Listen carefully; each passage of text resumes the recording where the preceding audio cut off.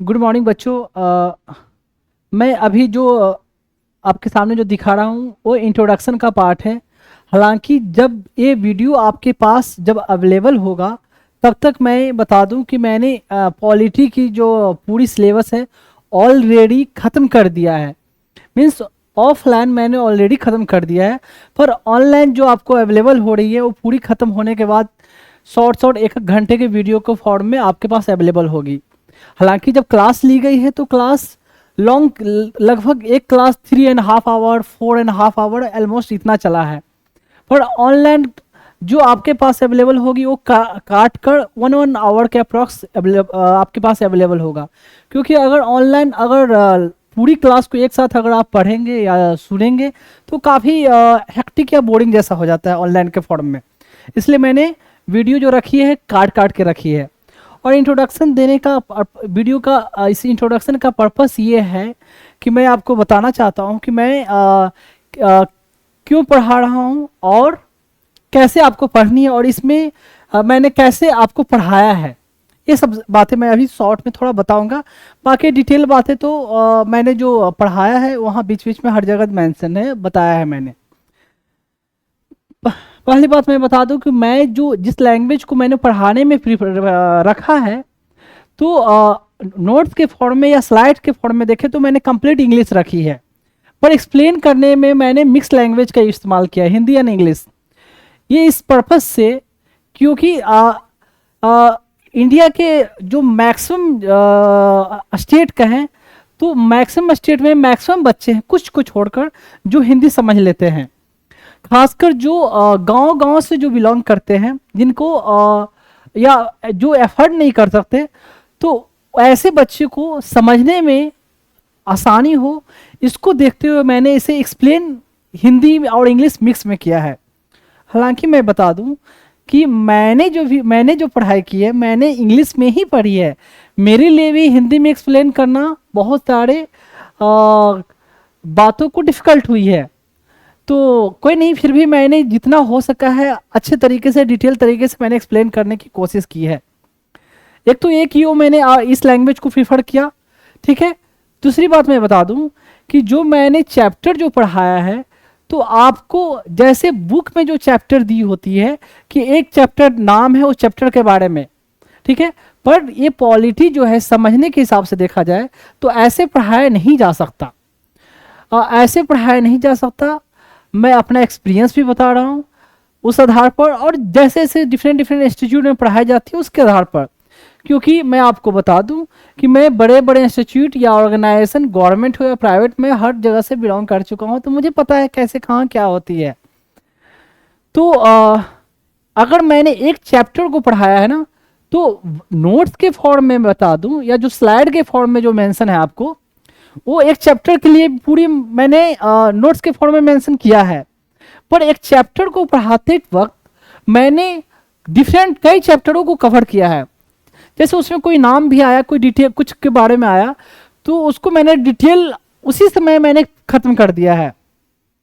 तो ऐसा नहीं है कि आप जब एक चैप्टर को मैं पढ़ा रहा हूं तो इस चैप्टर पर फोकस करोगे, क्योंकि अगर मैं सारे चैप्टर को या डिफरेंट सब्जेक्ट को भी बोलूं, अगर उनको लिंक करके ना पढ़ाऊं तो फिर एक टीचर को पढ़ाने का कोई मतलब ही नहीं बनता। बुक में तो सेम चीज वैसे मेंशन है तो कोई भी पढ़ ले, तो टीचर की क्यों जरूरत है? टीचर की जरूरत है कि आप अच्छे तरीके से समझ सके, और अच्छे तरीके से आप तभी समझ सकोगे जब मैं सारे को आपको लिंक करके पढ़ाऊंगा, ठीक है। तो आप इसका इंतजार आप नहीं करोगे कि वो चैप्टर जब आएगा तो ही मैं पढ़ूंगा। मैं क्लियरली बता दूं, मैंने अगर मेरा आप 1 घंटे का वीडियो अगर आप सुनते हो तो उसको आपको कवर करने के लिए 4 to 5 आवर आपको पढ़ना पड़ सकता है। जैसे कि एक चैप्टर सिंपल नाम मैं देता हूं, सपोज मैं पढ़ा रहा हूं हिस्टोरिकल बैकग्राउंड, इंडियन पॉलिटी की पहली चैप्टर है, उसे पढ़ा रहा हूं। तो उसे पढ़ाने में हिस्ट्री के बहुत सारे चैप्टरों की बात आती है, तो मैं वहां उसको जाकर मैंने कवर किया है। तो जब भले ही आप ये चैप्टर एक पढ़ रहे हो, पर जब मैंने उन हिस्ट्री वाले पर्सपेक्टिव को भी कवर किया है, मॉडर्न हिस्ट्री हो या एंशिएंट हो, व्हाटएवर हो या मिडिवल हो, ठीक है, या कोई फिजिक्स का मैटर या केमिस्ट्री का मैटर, व्हाट एवर। तो जब मैंने वर्बली कवर किया है ना, तो आपकी ये रिस्पॉन्सिबिलिटी बनती है कि आप बुक में उस चैप्टर के बारे में जाओ, जो मैंने पढ़ाया वहां से आप पढ़ो। अब जब भी जाके पढ़ोगे तो जितनी बातें मैंने पढ़ाई, अगर उसको ध्यान से पढ़ा, अगर रिटेन रखा, तो आप उस चैप्टर को इजीली वे में आप समझ सकते हो, समझने में कोई डिफिकल्टी नहीं होगी। हालांकि मैंने कोशिश की है डेप्थ में जाने की, पर कभी कभी ये भी हो सकता है कि मैं हर एक पॉइंट को वर्बली कवर ना कर पाऊं दूसरे चैप्टर से रिलेटेड। जैसे जिस चैप्टर को मैंने नोट्स के फॉर्म में कवर किया है, उसे डिटेल तो मैं गया ही गया, इतना डिटेल मैं जा चुका हूं कि उतना डिफरेंट बुक्स में भी आपको नहीं मिलेगी, उस चैप्टर पर्सपेक्टिव से बोलूं। पर जिसको मैंने वर्बली कवर किया है ना, तो उसको माइट भी मैंने पूरी जितनी बुक है उससे बियॉन्ड नहीं गया, ठीक है, पर आपको बुक में जाकर पढ़नी है और आपको समझकर उसको याद करना है, ठीक है। तो ऐसे, तो इसलिए मैंने बोला ना कि आप अगर सर्च कर कर देखोगे ना, तो सर्च करके कुछ चैप्टर का नाम ही आएगा, पर ऐसा लगेगा कि एक चैप्टर को रहते हुए बड़े में जब आप सुनोगे ना अगर, तो लगेगा कि बहुत सारे चैप्टर खत्म हुई है, ठीक है। तो इसलिए मैंने ये बता दिया कि आपको उतनी मेहनत करनी है साथ में। और इस एग्जाम को, जो एग्जाम के लिए मैं पढ़ा रहा हूँ सिविल सर्विसेज के लिए, तो इस एग्जाम को क्वालिफाई करने के लिए कोई शॉर्ट फंडा नहीं होता या कोई क्रैश कोर्स नहीं होता है कि कोई किसी को 1 मंथ का कोर्स करा दे और you will be able to qualify. Nothing happens like that, I am telling you clearly, मैं आपको क्लियरली बता दूं। इस एग्जाम की छोड़ दो, यहां तक कि कोई ग्रुप डी के एग्जाम के लिए भी बात कर दूं ना, तो उस एग्जाम को क्वालिफाई करने के लिए किसी को 1 महीने का क्रैश कोर्स करवा दिया जाए और वो क्वालिफाई हो जाए, ऐसा नहीं होता है। अगर कोई ऐसा करते हैं तो आप खुद समझ लो ऐसा नहीं हो सकता। जब तक आप पहले से डेप्थ में नहीं गए हो, पढ़े नहीं हो, तब तक क्वालिफाई नहीं कर सकते। जब मैंने यहां पढ़ाया है तो मैंने प्रीलिम्स, मेंस, इंटरव्यू, ठीक है, प्रीलिम्स, मेंस, इंटरव्यू तीनों को पर्सपेक्टिव को देखते हुए मैंने कवर किया है कि प्रीलिम्स को ऐसा नहीं कि जब पढ़ाई जाती है तो प्रीलिम्स के लिए अभी पढ़ेंगे, मेंस के लिए बाद में पढ़ेंगे और वो क्वालिफाई होने के बाद इंटरव्यू की तैयारी करेंगे। बिल्कुल नहीं, ऐसा नहीं होता है। तो बीच बीच में हर चीज को मैंने डिस्कस किया है, जो मेरा भी एक्सपीरियंस रहा है, एक तो ये सब चीज, तो सारी चीज को मैंने कवर की है। अब खुद पढ़ोगे, जब सुनोगे, देखोगे, तो आपको खुद ये पता चल जाएगा। देख, तो ये कोई, क्योंकि कुछ बच्चे ऐसे बोलेंगे कि मैं किसी चैप्टर को बहुत डिटेल में गया, बहुत डेप्थ में गया, तो क्यों डेप्थ में गया, मैं सब चीज दिखाऊंगा कि एग्जाम में कैसे कैसे क्वेश्चन पूछे गए हैं, कैसे लिखना है। जब ध्यान से वाकई में सुनोगे, क्वेश्चन देखोगे मतलब मैं सब दिखाऊंगा सामने, तो आपको लगेगा कि इतना भले ही डेप्थ में पढ़ाया है, पर ये इतना डेप्थ, ये भी फिर भी ऐसा नहीं कि बहुत डेप्थ है, इतना हमें जानना है। क्योंकि जिस एग्जाम के लिए पढ़ रहे हो ना, ऑफिसर के लिए, क्लास ए ऑफिसर, IAS, IPS, IFS और व्हाटएवर जितने सारे सर्विसेज उस एग्जाम के लिए पढ़ रहे हो, तो उस एग्जाम के लिए बच्चों के पास उतनी कैलिबर होनी चाहिए, क्योंकि उस ढंग से वहां आपको परफॉर्म करनी है, वहां काम करनी है। इसलिए मैं आपको बता दे रहा हूँ कि ऐसे आप कितने बच्चे सोचे हैं कि बहुत डिटेल टफ है, ये बकवास पढ़ा रहे, इतना जाने की जरूरत ही नहीं है। तो ऐसा अगर सोचोगे तो ऐसे क्वालिफाई होने से रहा नहीं हो सकते। जो फैक्ट है, जो फैक्ट बात है। अब कितना घंटा पढ़ना है, ये सब वो बीच बीच में मैं डिस्कस करूंगा। एक तो ये समझ गए कैसे पढ़ना, की लैंग्वेज में क्यों कवर किया और कितनी आपको मेहनत करनी है, ये बता दिया। मैं दूसरी बात मैं बता दूं कि मैं जो ये पढ़ा रहा हूं उसका पर्पस क्या है। उसका पर्पस मेरा क्या है कि बेसिकली ये पढ़ाना, एक तो बच्चों को मतलब जो गरीब बच्चे भी है वो भी समझ सके, एक तो ये, ठीक। दूसरी बात, इसको पढ़ाने का मेरा एक और पर्पस क्या है कि मुझे एक तरह से मैं बता दूं कि फंड रेज करना। उन बच्चों के लिए मैं फंड रेज करना चाहता हूं जो बच्चे ऑर्फेन या अनाथ है, जिनके कोई नहीं है दुनिया में, माँ बाप कोई नहीं है, ठीक है। तो उन बच्चों के लिए मैं फंड रेज कर रहा हूं। और दैट्स मैं पर्सनली बता दूं कि मेरा ये जो ड्रीम है, गोल है, लक्ष्य है, व्हाटएवर बोले आपको, कि इंडिया के हर स्टेट से मिनिमम मैं एक बच्चे को मैं अडॉप्ट करूं, मिनिमम एक, हर इंडिया के हर एक स्टेट से। तो उसे, उन बच्चों को नर्चर करने के लिए, नरिश करने के लिए, परवरिश करने के लिए मुझे सफिशिएंट अमाउंट की जरूरत है। तो उसके लिए एक तो ये पढ़ा रहा हूं ताकि मैं फंड रेज कर सकूं बच्चों के लिए, ठीक है। एक चीज मैं बता दूं कि जो मैं पढ़ाऊंगा तो मैंने जिस टाइप की जो आपको क्वालिटी दी है, आपको ये देने की कोशिश की है, तो आपको अगर किसी इंस्टीट्यूट में आपने पढ़ा होगा या जिन्होंने भी पढ़ा होगा, आप कंपेयर कर लेंगे, मैंने मैक्सिमम से मैक्सिमम बेस्ट से बेस्ट देने की कोशिश की है। ठीक है, तो ऐसा नहीं है कि मैं ही बेस्ट हूँ, बेस्ट तो कोई भी हो सकते हैं, पर डिफरेंट डिफरेंट इंस्टीट्यूट में भी अच्छे तरीके से पढ़ाई जाती है, पर उनका टाइम कंस्ट्रेंट, मतलब टाइम की कमी हो जाती है कि वो 2.5 घंटे या 3.5 घंटे का होता है एक क्लास, मतलब पर डे का क्लास। तो 9 महीने 10 महीने 11 महीने में सिलेबस खत्म करते हैं, तो कैसे खत्म कर पाएंगे? मैं भी रह चुका हूँ वहां से, तो मुझे पता है, पर मेरे पास ऐसा कोई रिस्ट्रिक्शन है नहीं, तो मैंने पूरी डिटेल में पढ़ाई है। तो मैं बता रहा था उन बच्चों को, फंड बच्चों के लिए देखिए, आप कितने लोगों ने मुझे बोला कि आप कितना भी अच्छा पढ़ा लो, आप फंड रेज नहीं कर सकते ऑनलाइन के जरिए। ट्रू, चलो कोई मान लिया भी जाए, पर जिनको ये खुद रियलाइज होगा वो खुद देंगे, कोई कंपलसरी नहीं है। और कि कोई ऐसा मेरे पढ़ाने में ऐसा नहीं है कि जब तक आप लिंक को पेमेंट नहीं करोगे आप आगे देख नहीं सकते। आराम से सबके लिए ओपन है, सब लोग देख सकते हैं, उसमें कोई रिस्ट्रिक्शन नहीं है। तो देने की जब इच्छा हुई, जो मैं काम कर रहा हूँ, मैंने भी कभी नहीं सोचा था कि I will be able to do this thing, या मुझे ये काम करूंगा। जैसे आम लोगों की तरह सबकी होती है कि एक अफसर बनकर बढ़िया से एक अच्छी तरीके से लाइफ गुजारनी है। मैंने भी लगभग जब आप लोग की उम्र में था तो ऐसे ही सोचा था, पर कब लाइफ में क्या चेंज हो जाती है पता नहीं होता, और कब हो जाता है। तो ऐसे जिनको खुद लगेगा अगर ईश्वर ने, खुदा ने, अल्लाह ने, वाहिगुरु ने और जीसस ने जब मुझे ये अपने आप में मन में ये करने के लिए लाया भावना, तो सामने वाले के मन में खुद आ जाएगी। ठीक है, तो ये है। एक बात और बता दूं, जो चैनल हो गई या यूट्यूब की चैनल, फेसबुक, ट्विटर, इंस्टाग्राम, उसके बारे में डिटेल, वो मैं चैप्टर जब खत्म होगा, चैप्टर खत्म मतलब इस टॉपिक को या हर क्लास के खत्म होने के बाद मैं उसको दिखा दूंगा। और अभी जो वीडियो अभी अवेलेबल होगी इंट्रोडक्शन वाली, लगभग ऑलमोस्ट हर क्लास में मुझे ये डालना पड़ेगा, फिर बाद में ऐसा होगा कि मैं नहीं डालूंगा। ठीक है, तो एक तो ये जो भी पेमेंट का ऑप्शन है वो स्क्रीन पर ये यूपीआई आईडी या जो भी आपका हो बार कोड, वो आपको दिख जाएगा। आप जो भी पेमेंट करो, आप एज ए फी पेमेंट करो, भले आपकी मन है या ना माने, नहीं मन है तो मत करो, ये आपकी विश है। ठीक है, लेकिन मैं आपको बता दूं, आप जो भी पेमेंट करें तो मुझे एज ए गुरु मानकर भले ना करे, या फी मानकर ना करे, या करें आपको या फिर भी ना करे, तो ये मान कर करे कि आप एहसान कर रहे हो मुझ पर, आप मान सकते हो, मुझे कोई प्रॉब्लम नहीं है। मीन्स आप ये मान सकते हो कि आपने पेमेंट कर कर विकास कुमार पर एहसान किया, पर मैं आपसे ये रिक्वेस्ट करूंगा, तो उन बच्चों पर ये मानकर आप मत पेमेंट करना कि उन बच्चों पर एहसान कर रहे हो। क्यों मैं आपसे ये बोल रहा हूँ? क्योंकि मैं जो काम कर रहा हूँ ना, मैं एक्सेप्ट ये नहीं करता हूँ कि मैं जो कर रहा हूँ उन बच्चों पर एहसान कर रहा हूँ, बिल्कुल नहीं। हमें ईश्वर ने दिया, खुदा ने, भगवान ने, जीसस ने, वाहिगुरु ने हमें इतनी ब्रेन दी, तो इसलिए मैं ये कर पा रहा हूं। अगर वो नहीं दे पाते तो मैं नहीं कर पाता।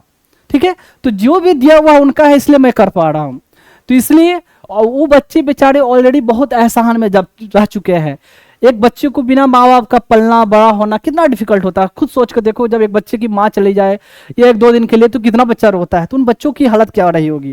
तो इसलिए आप मुझ पर एहसान मान सकते हो, मानना कोई प्रॉब्लम नहीं है। आई विल एक्सेप्ट डेट, आपने मुझे जो भी दिया, फी दिया, इवन 1 रुपया भी आप देते हो मुझे, तो मैं मानूंगा कि आपने एहसान किया। पर ये मत मानना कि आपने बच्चों पर एहसान किया, क्योंकि वो बच्चे ऑलरेडी एहसान में दबे हुए हैं।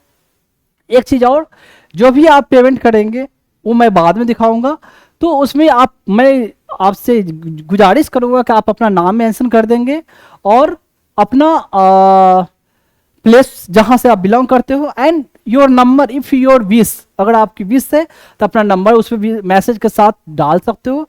नहीं डालना चाहते तो एटलीस्ट नाम एंड प्लेस जहां से आप बिलोंग करते हो।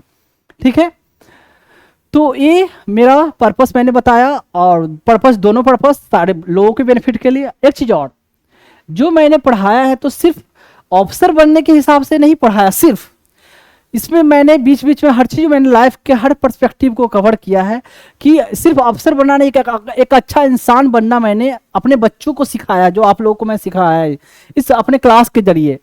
तो कहते हैं डिफरेंस होता है विद्वान, गुणवान एंड बुद्धिमान। तो किताबें पढ़ के आप विद्वान बन सकते हो, ठीक है, पर गुण के लिए सिर्फ किताबों से गुण नहीं आता, पर कितने लोग ऐसे हैं जिनको विद्या नहीं है पर गुण है, जिसको ज्ञान कह सकते हैं, ठीक है। और बुद्धिमान तो दैट्स अ डिफरेंट पर्सपेक्टिव होता है, चालाक होना। तो मेरा पर्पस है कि मैं अपने बच्चों को विद्वान के साथ साथ बुद्धिमान और जो ज्ञानवान बोलते हैं वो बनाऊं, ठीक है। ज्ञानवान और क्या बोला, बुद्धिमान की बात नहीं करूंगा, एक तो विद्वान की बात कर रहा हूं, ज्ञानवान और गुणवान की बात कर रहा हूं, ठीक है। तो वो सब क्या चीजें होती है डिटेल वहां डिस्कस होगा। तो अभी तक मैंने बताया क्या क्या, ये इंट्रोडक्शन का पार्ट है, बाकी अब धीरे धीरे अब चलते हैं टॉपिक पे, ठीक है। ओके फॉर्म में नहीं है तो एक दो तीन जिसका कम नाम है इसको याद कर लेना, न्यूजीलैंड, इटली, घाना, ये हो गया फ्लेक्सिबल कॉन्स्टिट्यूशन है। अब थोड़ा बता दूं, अब समय आया है। और इंडिया का कॉन्स्टिट्यूशन कहते हैं कि ना ही फ्लेक्सिबल है ना ही रिजिड है, दोनों का मिक्स है। अब बताऊं कैसे।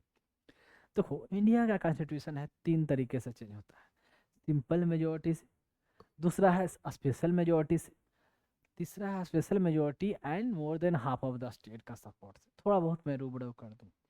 सिंपल मेजोरिटी का मतलब होता है कि जितने मेंबर प्रेजेंट हैं, और प्रेजेंट एंड वोटिंग, वोट करने के लिए जो प्रेजेंट है मतलब, तो उसमें आधा से ज़्यादा लोगों ने, आधा से जस्ट ज़्यादा लोगों ने, एक ज़्यादा ने बोल दिया हाँ, तो पास हो जाएगा बिल, लॉ, एक्ट जो भी कहो आप, यहाँ कानून बन जाएगा, या संविधान के उस प्रोविजन को चेंज कर दिया जाएगा, उससे रिलेटेड जो भी हो। जैसे कि इंडिया में जो है सिंपल मेजोरिटी, जैसे कोई नया स्टेट बनाना है ना, तो सिंपल मेजोरिटी से आप नया स्टेट पार्लियामेंट बना सकते हैं, मतलब सिंपल मेजोरिटी से। या कोई स्टेट को किसी स्टेट के साथ मर्ज करना है तो पार्लियामेंट सिंपल मेजोरिटी से बना देगा। किसी स्टेट को बाउंड्री को बढ़ाकर छोटा करना है, कम करना है, तो वो सिंपल मेजोरिटी से हो जाएगा। समझ गए। अब कहीं जैसे कि मैंने बताया था ना, बिहार में लेजिस्लेटिव काउंसिल है, लेजिस्लेटिव काउंसिल को भी अगर कहीं यहाँ भंग करना है, बंद करना, खत्म करना है, वो भी सिंपल मेजोरिटी से हो जाएगा। समझ गए। सुप्रीम कोर्ट का और जुडिक्शन बढ़ाना है, और कुछ और जुडिक्शन, उसको न्याय क्षेत्र और पावर बढ़ानी है थोड़ी अगर, ये भी सिंपल मेजोरिटी से हो जाता है। समझ में आ गया। तो पार्लियामेंट में क्या प्रोसीजर होना चाहिए, कैसे वहाँ डिबेट आर्गूमेंट, उसके लिए भी कॉन्स्टिट्यूशन में मेंशन है, तो वो भी चेंज करना है तो सिंपल मेजोरिटी से हो जाएगा। एलोयंस उलोयंस कहते हैं शेड्यूल 2 की बातें, शेड्यूल 5 एंड 6 में जो मैटर मेंशन है वो सब शेड्यूल 2 में मेंशन है कि एलोयंस जो है गवर्नर का, प्रेसिडेंट का जो सैलरी एलोयंस, ये सब की चर्चा है कितनी कैसे होनी चाहिए, वो सिंपल मेजोरिटी से। और शेड्यूल ट्राइब, शेड्यूल एरिया के बारे में जो एडमिनिस्ट्रेशन की बात है वो जो शेड्यूल 5 में मेंशन है। शेड्यूल 6 में कुछ 4 स्पेशल स्टेट के बहुत से ट्रैवल एरिया से मेंशन है, तो वो भी सिंपल मेजोरिटी से हो जाएगा। मतलब आधा से एक ज़्यादा लोगों ने बोला तो वो उससे रिलेटेड कानून जो भी है कॉन्स्टिट्यूशन मैटर जो मेंशन है उसको चेंज कर दिया जा सकता है। अब होता है क्या, स्पेशल मेजोरिटी। स्पेशल मेजोरिटी कहने का मतलब है कि जब उसको तभी, स्पेशल मेजोरिटी कहने का मतलब है कि जो मेंबर प्रेजेंट एंड वोट कर रहे हैं, कम से कम उनमें 2/3 से ज़्यादा होना चाहिए। 2/3 मेजोरिटी, 2/3 का मतलब क्या हो गया, 66%, 67% हो जाएगा। तो 2/3 से मोर ज़्यादा होना चाहिए। और जितने मेंबर प्रेजेंट एंड वोटिंग है, उस जितने मेंबर प्रेजेंट हैं, मतलब उसमें जितना स्ट्रेंथ है उसका, उससे हाफ से अधिक होना चाहिए। कहने का मतलब, एक तो मान लीजिए कि 500 का अगर ये है, 500 का मेंबर ऑफ पार्लियामेंट है, वहाँ सीटें हैं, तो उसको पास होने के लिए कम से कम 250, 500 का था, 250 से एक आ गया, 251 तो होना चाहिए वो कम से कम। साथ में जितने मेंबर प्रेजेंट है, मान लीजिए मेंबर प्रेजेंट है कितना, 400 ही प्रेजेंट है, ठीक है। तो 400 का जो 2/3 निकालोगे आप, तो 400 नहीं बताता हूँ, मैं बता देता हूँ। मान ली कि 300 333 लोग प्रेजेंट है 500 में से, 333 लोग, 333 2/3 करोगे उसका, तो आ जाएगा कितना, आ जाएगा आपका 222 आएगा, 222 आएगा ना। तो कम से कम 222 से ऊपर तो होना चाहिए, और 250 से ऊपर भी होना चाहिए। यानी मिनिमम 251, जो सबसे ज़्यादा कौन बढ़ा, 250 वाला बढ़ा, तो कम से कम 250 से ज़्यादा 251 तो होना ही चाहिए। अगर ये 2/3 वाला हिसाब अगर 270 पहुंच जाता अगर, तो 270 वाला को ऊपर लेवल माना जाता और उससे ज़्यादा होना चाहिए था। एक कहने का मतलब स्पेशल मेजोरिटी होता है, समझो थोड़ा। More than half of the strength जो है उससे ज़्यादा होना चाहिए। आज जितना प्रेजेंट और वोट कर रहे हैं उसमें 2/3 से ज़्यादा होना चाहिए। जो भी नंबर ज़्यादा है वो चीज़ को पहले पहले कंसिडर किया जाएगा, हाँ उससे नीचे नहीं होना चाहिए। ये हुआ स्पेशल मेजोरिटी। जैसे fundamental right, directive principle of state policy, तो जैसे ये सब चीज़ों को अगर चेंज करना है अगर, तो स्पेशल मेजोरिटी चाहिए, उसमें थोड़ा कुछ मॉडिफाई किया जाता है। अब है special majority with consent of half of the state, यानी ऐसा मैटर जिसमें स्टेट लोग का भी इन्वॉल्वमेंट हो, ठीक है, स्टेट का भी इन्वॉल्वमेंट रहेगा ऐसा, मतलब वो चीज़ पूरे स्टेट को अफेक्ट करती है, मतलब फेडरलिज्म को अफेक्ट करता है। जैसे प्रेसिडेंट का इलेक्शन से मैटर है, तो प्रेसिडेंट का उसको चेंज करने का कुछ बात चल रही है, तो वो special majority and more than half of state. State list, concurrent list, union list बटा हुआ है शेड्यूल 7 में, तो उसको अगर कोई चेंज करना है, मॉडिफाई करना है, तो उसको भी special majority and more than half of the state से होगा। समझ गए? तो ऐसे ऐसे और तो और भी जैसे बहुत सारे ऐसे बहुत सारे लिस्ट है। ये कहने का मतलब मैंने ये बताया कि ऐसे सिंपल मेजोरिटी और स्पेशल मेजोरिटी ये होता है। तो कुछ कंट्री का जो कॉन्स्टिट्यूशन देखा आपने, सिंपल मेजोरिटी से बदल दिया जाएगा, सिंपल मोर देन हाफ बोल दिया, कुछ का मोर देन हाफ से भी नहीं, स्पेशल मेजोरिटी मोर देन 2/3, कहीं का और भी है अलग अलग 3/4 भी है कि 3/4 से जितने हैं मेंबर ऊपर प्रेजेंट रहें और वोटिंग करें तो माना जाएगा पास, अगर उन्होंने पास किया तो ही माना जाएगा कानून पास हुआ, ऐसे ऐसे भी है।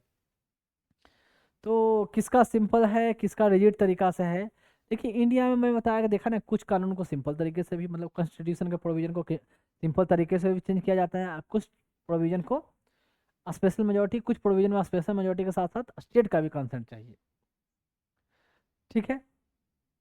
तो ये ऐसे रहा।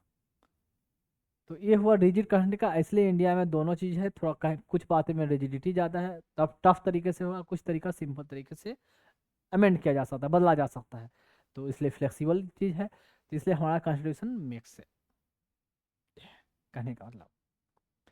अब है flexible constitution can be amended, ये तो हो गया मैंने सब बता दिया। सिंथेसिस अब है फेडरल एंड यूनाइटरी। फेडरल यूनाइटरी, यूनाइटरी फेडरल को संघीय बोला जाता है, यूनाइटरी को क्या बोला जाता है, एकीकरण या ऐसे बोला जाता है हिंदी में। देखिए फेडरल का मतलब पहले भी बता रखा है बार बार कि constitution provide division of power, बताया था मैंने 1935 एक्ट बताया, और पिछले बार मैंने क्वेश्चन भी करवाया फेडरल से रिलेटेड, 1935 एक्ट को रिलेटेड क्वेश्चन भी था मेंस में, मैंने बार बार इस चीज़ को बता दिया है। फेडरल का मतलब distribution of power between national government मतलब central government and regional government मतलब state government, enable them to operate in their respective jurisdiction, अपने अपना जुडिक्शन में वो अपना ऑपरेट करेंगे, काम करेंगे इंडिपेंडेंटली। ये कहने का मतलब हुआ फेडरल में स्टेट अपना सब्जेक्ट पर काम करेगा, सेंटर अपना सब्जेक्ट पर, कुछ कॉमन सब्जेक्ट भी होंगे जिस पर दोनों काम करेंगे, ठीक है। लेकिन हमारे कंट्री में क्या है कि वो तो है ही, लेकिन फिर हमारे कंट्री में कहीं ना कहीं यूनाइटेड जो प्रोविजन मतलब सेंटर को ज़्यादा पावर है कंपेयर टू स्टेट के कंपेयर में, इसमें कोई डाउट नहीं है। तो जितना ऑटोनॉमी स्टेट को यूएसए में है यूनाइटेड स्टेट में, उतना ऑटोनॉमी हमारे यहाँ स्टेट को नहीं है। तो ये हुआ enable them to operate in the respective jurisdiction independently, जैसे फेडरल फीचर कहाँ का है, यूएसए में, स्विट्जरलैंड में फेडरल है, ऑस्ट्रेलिया, रसिया, ये सब ऐसे एग्जाम्पल है। थोड़ा मैं बता दूं, कनाडा का जो सेंटर है ना, स्ट्रॉन्ग सेंटर, मैं आपको जब सैलिएंट फीचर ऑफ कॉन्स्टिट्यूशन पढ़ाऊंगा, तो जो स्ट्रॉन्ग सेंटर का जो प्रोविजन लिया गया है कनाडा से लिया गया है। तो ये बस आप जान लें, फेडरल कॉन्स्टिट्यूशन के बारे में थोड़ा ये बताया, कहाँ कहाँ ये फेडरलिज्म है, कुछ एग्जाम्पल हो गए। और तो मतलब ये कहने का मतलब स्टेट को, सेंटर को पावर, स्टेट को भी पावर है, उनको अपना जुरिडिक्शन दिया गया है ऐसे। यूनाइटरी कब में आएगा क्या, सेंटर को ही सारा पावर सेंटर में ही है, स्टेट को कोई ज़्यादा पावर नहीं दिया, कभी कभी कुछ काम करने को बोल दिया ये करो, नहीं तो अदरवाइज सब चीज़ को कंट्रोल मैं ही करूँगा। स्टेट के लिए भी लॉ बनाना है तो सेंटर ही बनाएगी, स्टेट नहीं, जब पार्टिकुलर पर्पस के लिए बोला गया तो ही स्टेट का रोल होगा। ये हुआ यूनाइटरी कॉन्स्टिट्यूशन, देख लें। Powers, United Constitution provide for the concentration of power in the hand of national government. Makes regional government to operate as subordinate agency, उनके ऑर्डिनेट सबऑर्डिनेट हो। हालांकि हमारे कंट्री में जो कहीं ना कहीं स्टेट है जो सेंटर के सबऑर्डिनेट ही है। मैं पहले बताया पावर दिया गया है, लेकिन जितना दूसरे कंट्री में जैसे फेडरलिज्म मालिक इस कंट्री में देखें जैसे यूएसए में या आपका कनाडा में स्विट्जरलैंड में उतनी अपनी जगह नहीं है compare to that. Then unitary का मतलब ये ऑपरेट इन क्या बोलता है, as subordinate agency of the national government. Regional government exercise only such power which may be delegated to them by the national, मतलब जो पावर उनको कभी कभी दे दिया जाएगा उसमें ही ऑपरेट करेंगे। तो यूनाइटेड मतलब मतलब सेंट्रल गवर्नमेंट या कह सकते हो सेंटर नेशनल गवर्नमेंट वो डिसाइड करेगी मेनली। डिस्ट्रीब्यूशन ऑफ पावर का कंसेप्ट नहीं है, यानी सेंटर वहाँ को सेंटर को ज़्यादा पावर देकर ज़्यादा स्ट्रॉन्ग किया गया, ज़्यादा सेंट्रलाइजेशन है। पंचायत बनाकर म्यूनसिपाल्टी बनाकर मतलब कह सकते हैं तो क्या क्या डिसेंट्रलाइजेशन करने की कोशिश की कि नीचे वाले को भी मतलब रूरल जो लेवल पर या लोकल गवर्नमेंट को थोड़ा पावर उनको दिया गया रूल का एडमिनिस्टर करने का, टैक्स वसूलने का, वहाँ डेवलपमेंट का काम करने का, थोड़ा अपने हिसाब से नियम बनाने का, तो उनको पावर थोड़ा दी गई, तो वो हुआ डिसेंट्रलाइजेशन। सब चीज़ सेंटर के पास ही रखना वो होता है सेंट्रलाइजेशन। ऐसा स्ट्रॉन्ग जैसे यूके में देख लें, यूके में यूनाइटरी है मतलब सेंटर को ज़्यादा पावर है मतलब। तो यूके फ्रांस चाइना ये वो जो एग्जांपल है, ठीक है। तो यहाँ पे सियर लियोनी गैम्बिया ये सब आ गए हैं। तो ये हुआ यूनाइटरी, ये हुआ फेडरल। तो थोड़ा बहुत अभी कुछ आएगा मैं बता देता हूँ। तो समझ गए ना, फेडरल का मतलब डिस्ट्रीब्यूशन पावर, यूनाइटरी का मतलब डिस्ट्रीब्यूशन ऑफ पावर नहीं, concentration of power in the centre. And अपने विश से उनको कुछ जो पावर डेलीगेट कर सकता है, डिपेंड टाइम के अनुसार मन करे तो कर सकता है, नहीं कर सकता सेंटर में। वहाँ फेडरल में उनको स्टेट को अपनी ऑटोनॉमी है, ठीक है।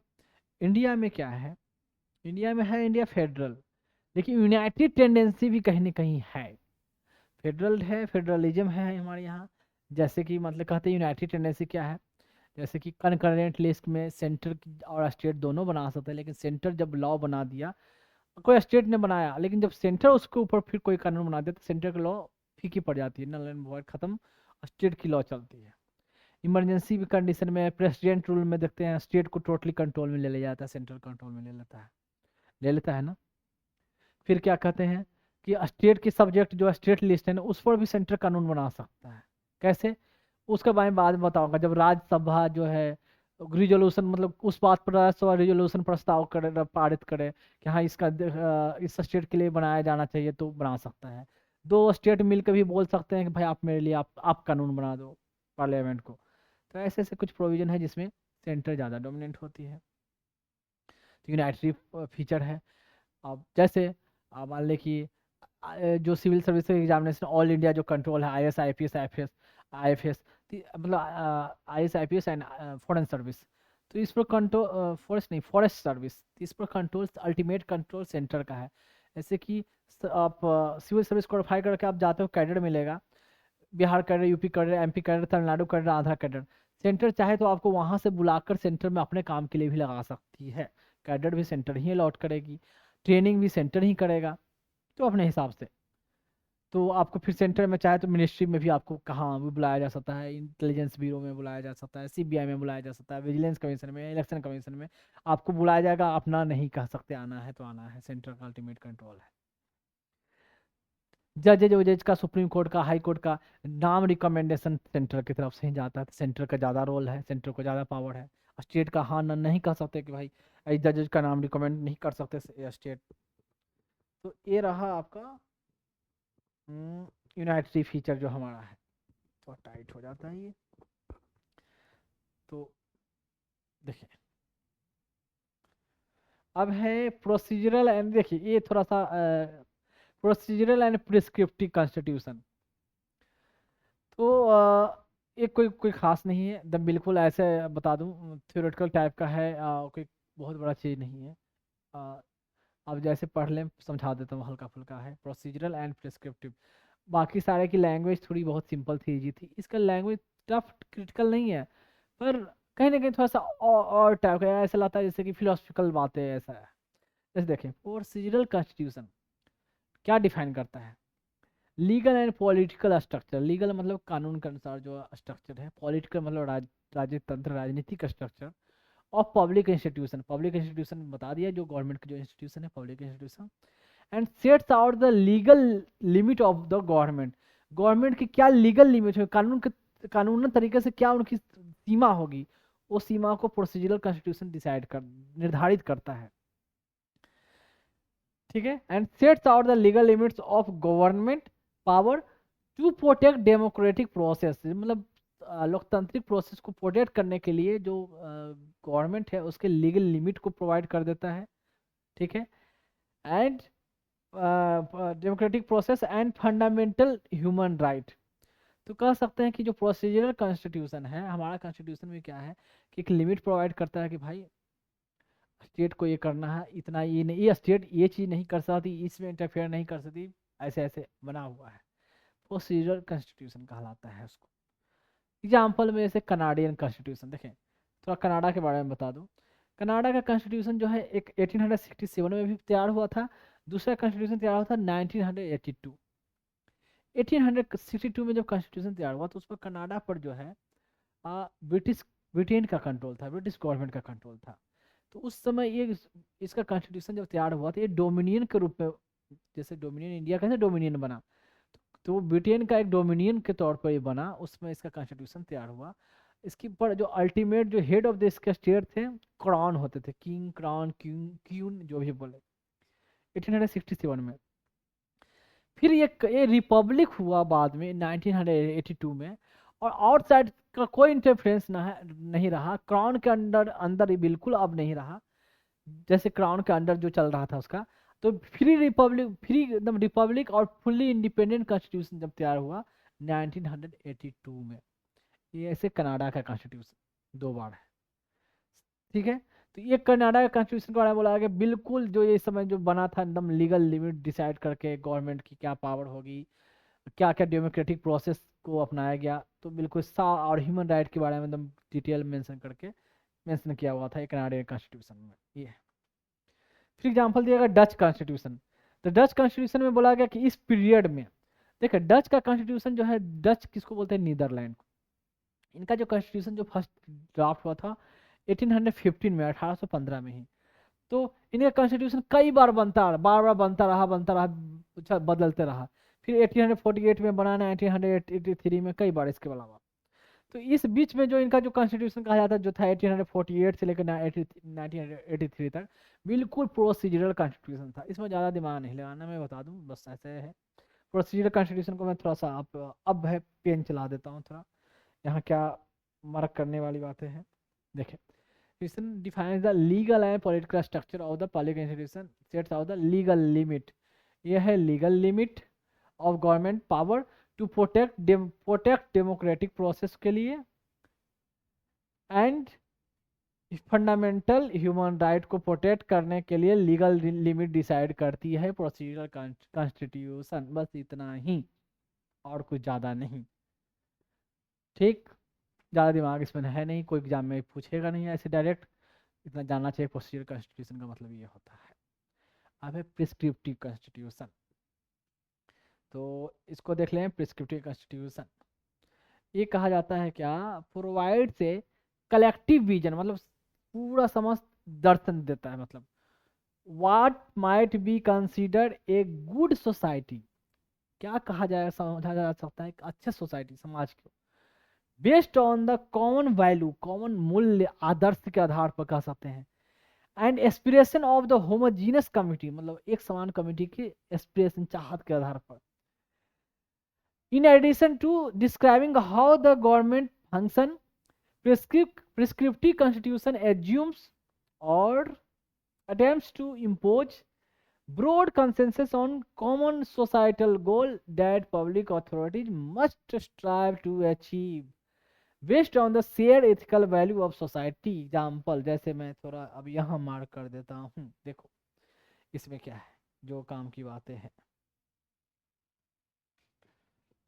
ये है, ऐसे provides a collective vision of what might be considered a good society on common value, तो common value and aspiration of homogeneous community, तो वाइट मैन कंसिडर ए हुआ good society based on the common values and aspiration of homogeneous society, values and aspiration in addition to describing the how the government function prescriptive constitution. ये तो इतना, देखिए इतना line में ये एक तो कॉमन सोसाइटी की बात हो गई, ना कहा जाएगा कि फॉर द गुड सोसाइटी की बात होगी, मतलब अच्छी सोसाइटी के लिए किस पर वैलिड बेस्ड हो, common value and aspiration of homogeneous community, लोगों की जो एस्पिरेशन के आधार पर और कॉमन वैल्यू को मूल्य के आधार पर, मतलब उनकी, मतलब आप कॉमन वैल्यू का मतलब क्या होता है कि मूल्य कहें आदर्श कहें, इसके आधार पर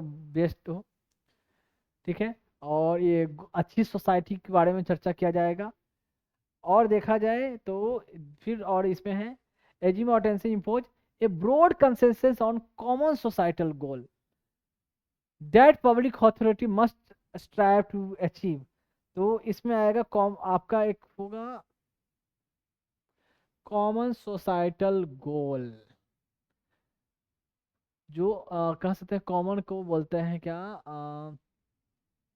सबके लिए, मतलब कॉमन हो, मतलब सबके लिए जो समाज का एक जो गोल हो, मतलब गोल को आप क्या हिंदी में बोलते हो, ऑब्जेक्टिव, उद्देश्य हो कहने का मतलब।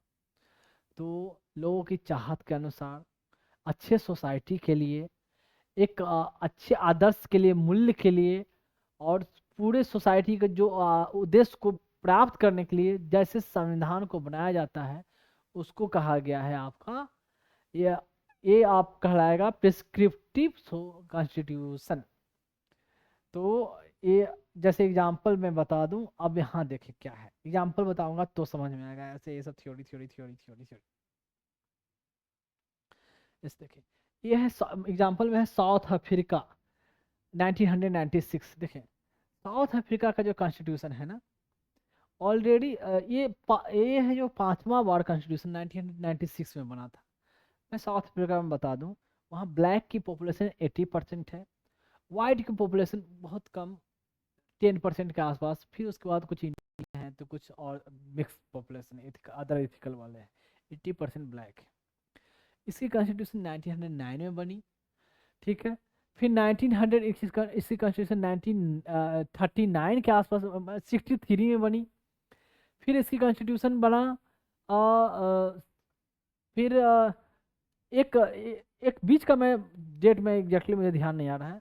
फिर तीसरी जो कॉन्स्टिट्यूशन बनी 1993 में बनी, तीसरी नहीं चौथी कॉन्स्टिट्यूशन।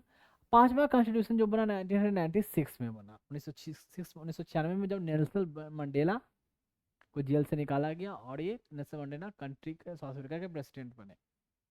देखें 1909 वाली जो है कॉन्स्टिट्यूशन, उसके बाद जो है आई थिंक एग्जैक्ट मुझे ध्यान नहीं है, शायद कहीं ना कहीं 1939 है, ये क्या है, वन इज 1960-70 के आसपास ये है, वन अनदर इज 1993 1993। आपको डेट जाने की जरूरत नहीं है, मैं बता रहा हूँ 4 बार, मतलब कहने का मतलब पांचवा कॉन्स्टिट्यूशन था 1996 वाला, उससे पहले 93 वाला। पहला जो कॉन्स्टिट्यूशन बना था 1909 में कॉन्स्टिट्यूशन बना था। देखिए इससे पहले जो कॉन्स्टिट्यूशन इसका बनता था, ब्लैक की पॉपुलेशन, ब्लैक को वोट देने का राइट ही नहीं था।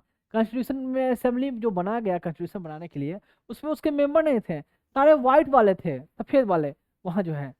और जो नेटिव जो वहाँ के मेनली हैं वो 80% थे, लेकिन इन लोगों को वोटिंग राइट नहीं, कॉन्स्टिट्यूशन बनाने का राइट नहीं, असेंबली में थे नहीं, कॉन्स्टिट्यूशन में बनाया गया तो वाइट की मेजोरिटी लोगों ने और अपने हिसाब से अपने बेनिफिट के लिए बनाया। बाद में बहुत नेल्सन मंडेला बहुत साल लगभग 30 ईयर जेल में रहे नेल्सन मंडेला, ग्रेट पर्सनालिटी। तो अपार्थित एक टर्म होता है रंगभेद की नीति, APARTHE अपार्थित। तो उसके अगेंस्ट में आवाज़ उठाते रहे, लास्ट में इनकी भी अपनी पार्टी थी, विद्रोह चला जो भी चला, तो वहाँ बाद में लोगों की सबकी डिमांड हुई नया तरीके से। 1903 में इंटरिम कॉन्स्टिट्यूशन बना, 96 में जैसे चौथा कॉन्स्टिट्यूशन वो था, ये पांचवा कॉन्स्टिट्यूशन बना था। ये कॉन्स्टिट्यूशन का मूल क्या था कि हम रंग भेद को हटा देंगे। तो इसका क्या है, लोगों के एस्पिरेशन और गोल क्या था, रंग भेद ही नहीं होना चाहिए। कॉमन सोसाइटल गोल कि भाई ब्लैक लोगों का भी डेवलपमेंट होना भाई, ब्लैक हम लोग मेजर में है, हमारा एजुकेशन में हमारा कुछ पुअर है, हम नहीं है, जॉब में हमारा अपॉर्चुनिटी नहीं है। साउथ अफ्रीका के प्लेयर जब खेलते हैं तो एक ही ब्लैक वाला कोई प्लेयर रहता है, बाकी सब वाइट ही वाले दिखते हैं। वो मतलब गेम में भी हम लोग को प्रमोट नहीं किया गया है। वहाँ के जो प्रेसिडेंट वेसिडेंट जो भी बने हुए हैं, प्राइम मिनिस्टर गवर्नर जो भी हैं, सब वो वाइट वाले हैं, और उनकी पॉपुलेशन मात्र 8% है। हम लोग को वोट देने के लिए भी मिलता है, राइट नहीं है। तो सोसाइटी को डेवलपमेंट के लिए उनके गोल को देखते हुए जो कॉन्स्टिट्यूशन है, ये कहलाया क्या, ये कहलाएगा, अब देखें, ये है आपका प्रिस्क्रिप्टिव कॉन्स्टिट्यूशन। ये यही प्रिस्क्रिप्टिव कॉन्स्टिट्यूशन है, मैंने क्या बताया, जो कॉमन गुड सोसाइटी, अच्छे सोसाइटी के लिए। दूसरा common value and aspiration of homogeneous, aspiration लोगों की चाहत ऑफ होमोजीनस कमिटी, ठीक है। और दूसरा चीज चर्चा हुआ कॉमन सोसाइटल गोल, ये हुआ ना। तो ब्लैक काला रंग काला गोरा का भेदभाव हटाओ, हमारा भी डेवलपमेंट कराओ, हमारा भी अपॉर्चुनिटी हो, हमें भी एम्प्लॉयमेंट में पोस्टों पर, ऑफिशियल गवर्नमेंट ऑफिशियल पोस्टों पर हमारा भी मिले, हमें वोट देने का अधिकार मिले, ठीक है। तो तो उसके लिए जो कॉन्स्टिट्यूशन जब तैयार हुआ 1996 में, दैट्स कॉल्ड प्रिस्क्रिप्टिव कॉन्स्टिट्यूशन, ठीक है।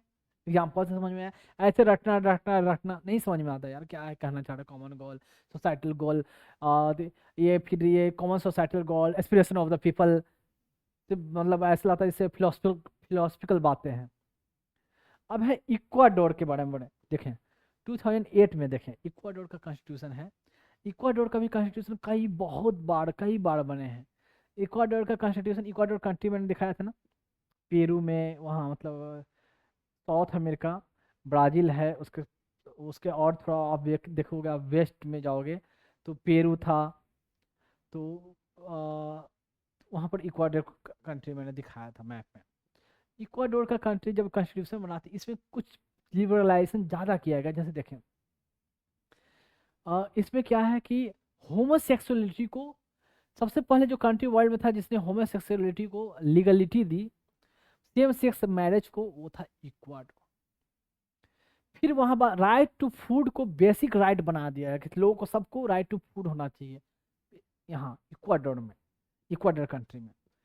फिर कहा कि कहते हैं कि ड्रग लिबरलाइजेशन किया। तो उसमें क्या क्या कि लोग हैं जो कि अगर जैसे कि कहा कि अगर आप मान ले कि गांजा रखते हो, तो 10 ग्राम गांजा रखते हैं कोई मिनिमम, कोई मान ले कि इतना सिगरेट, इतना दारू का बोतल रखता है, जैसे एक क्राइटेरिया रख दिया गया, तो उसको क्राइम नहीं माना जाएगा, उसको ये पर्पज से नहीं माना जाएगा, वो सेल के पर्पज से है कि लोग अपने मतलब यूज करना चाहते हैं अपना रिक्रिएशन मनोरंजन के लिए, तो उतना चीज रखेंगे तो उसको ड्रग्स में रिलीफ दिया है कि वो क्राइम कहलाएगा नहीं। और राइट टू नेचर, मतलब नेचर को, इन्वायरमेंट को प्रोटेक्ट करने का एक राइट बना दिया कि एक बेसिक राइट है ये कि इन्वायरमेंट को आप प्रोटेक्ट करें, प्रिजर्व करें, नेचर को प्रोटेक्ट करें। तो ये सब सोसाइटी को डेवलप भलाई के लिए किया गया है ना।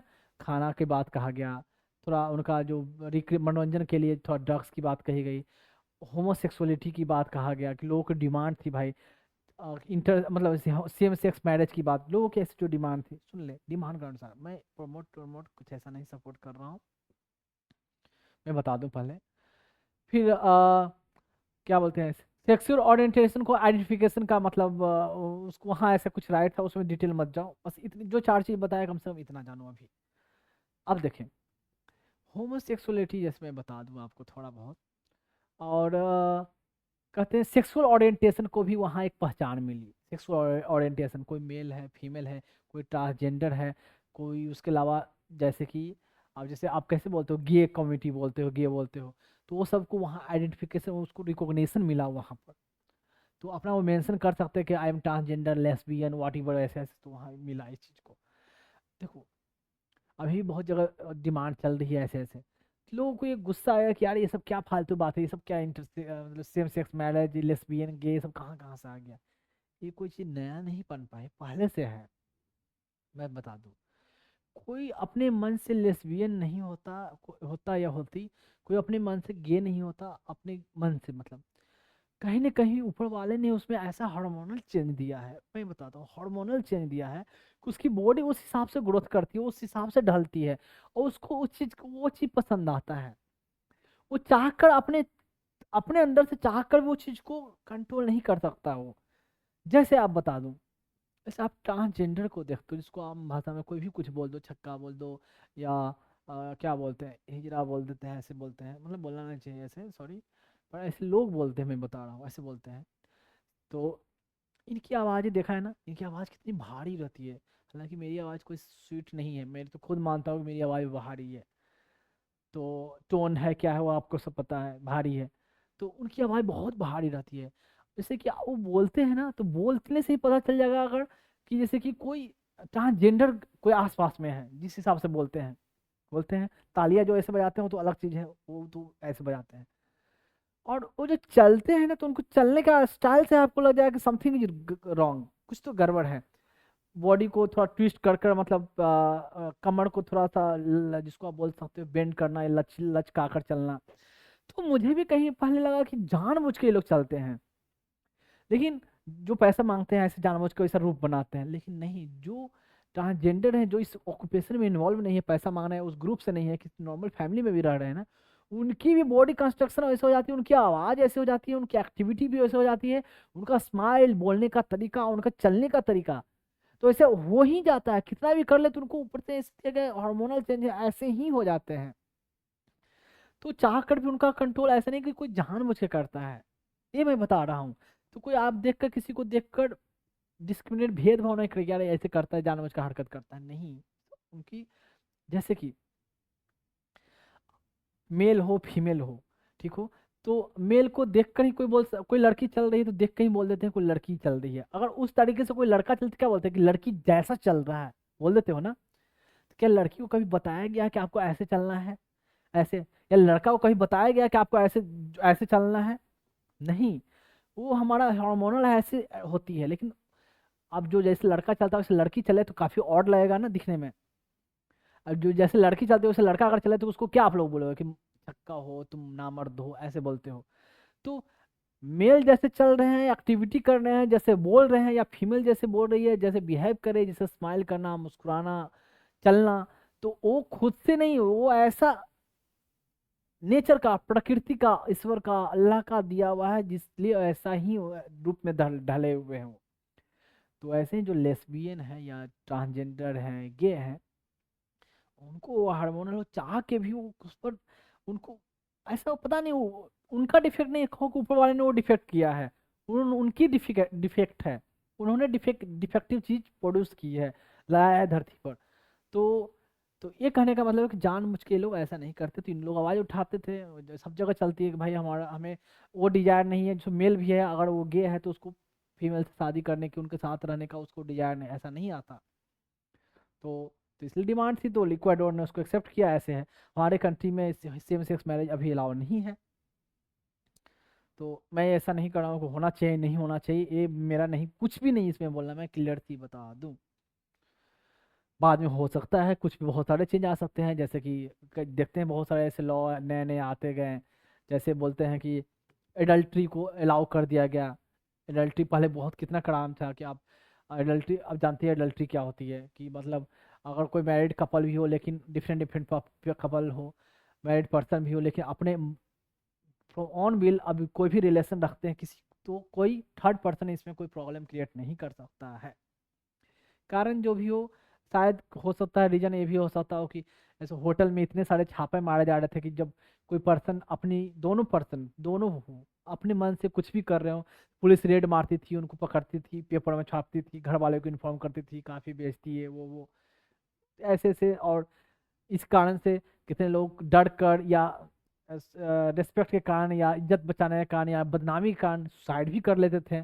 तो भाई ये देखते हुए, और में भी ये सुप्रीम कोर्ट ने कहीं ना कहीं समय के अनुसार, बदलते हुए हालात के अनुसार, लोगों की चाहत के अनुसार, इच्छा के अनुसार, ये सब या तो कह सकते हैं कि कानून बनाया होगा, या जो जजमेंट दी होगी, ये रीजन हो सकता है।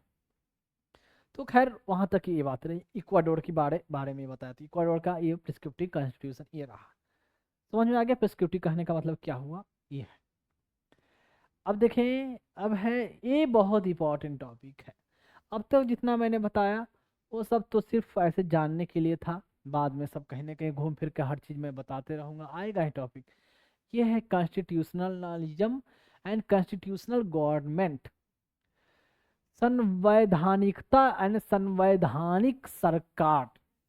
ये है। अब है कॉन्स्टिट्यूशनलिज्म, संवैधानिकता, इसको डिफाइन कैसे किया जाता है, अब इसको समझ लें, ये थोड़ा इंपॉर्टेंट चीज़ है। इंपॉर्टेंट है, पढ़ने पर आसान सा सिंपल लैंग्वेज है, आराम से समझ में आ जाएगा, फिर भी कुछ कुछ डॉट रहेगी तो मैं डॉट टाइप की चीज़ें है मैं बताऊंगा। कहते हैं क्या, can be defined as the doctrine सिद्धांत that govern the legitimacy of the government action. किसको गवर्न करता है, लेजिटिमेसी मतलब वैधता, कानून के अनुसार वैधता, मतलब सरकार की जो एक्शन मतलब कार्य जो है उसकी वैधता को वो गवर्न करता है, ये कॉन्स्टिट्यूशनलिज्म। इस लाइन को ज़्यादा रटने की कोई ज़रूरत नहीं है, ज़्यादा घुसने की ज़रूरत नहीं है, आगे आएगी तो जैसे कैसे शुरू में बताता हूँ तो ऐसे कुछ नहीं लगता, जब पूरी बात हो जाती है कुछ जब एग्जाम्पल बताता हूँ तो समझ में आता है हाँ है क्या। तो पहले आगे बढ़ते जाते हैं, बढ़ने के बाद मैं फिर वापस पीछे आ जाऊँगा। Requires official conduct to be, जो ऑफिशियल कंडक्ट है, जो ऑफिशियल डिसीजन लिया गया या कोई भी एक्शन लिया गया इन अकॉर्डेंस किस अनुसार हो, विद द प्री फिक्स्ड, पहले से फिक्स किया हुआ हो, pre fix legal rules on law, कानून या कानूनी नियम के अनुसार जो फिक्स किया गया उसके अनुसार जो हो कोई ऑफिशियल कंडक्ट हो, ये है कॉन्स्टिट्यूशनलिज्म में चल रहा हूँ अभी। अब देखिए करनी, प्रोवाइड्स रिस्ट्रेन, मतलब रिस्ट्रेन मतलब लगाम कह सकते हैं, ठीक है, नियंत्रण कह सकते हैं, रिस्ट्रेन अपन गवर्नमेंट एक्शन, गवर्नमेंट सरकार की एक्शन पर नियंत्रण कर लगाता है। लिमिटेड गवर्नमेंट, लिमिट मतलब सीमित सरकार हो, rendering the government responsible to the people, ऐसा गवर्नमेंट प्रस्तुत करे, ऐसा सरकार को बनाए या बनाए ढांचा दे जो लोगों के लिए रिस्पॉन्सिबल जिम्मेवार हो। एंड रूल ऑफ लॉ, कानून का नियम मतलब कहते हैं कानून का शासन हो, rule of law, rule of law fundamental law पढ़ाऊंगा, फंडामेंटल राइट पढ़ाऊंगा आर्टिकल 14, वहाँ रूल ऑफ लॉ डिटेल में पढ़ाऊंगा।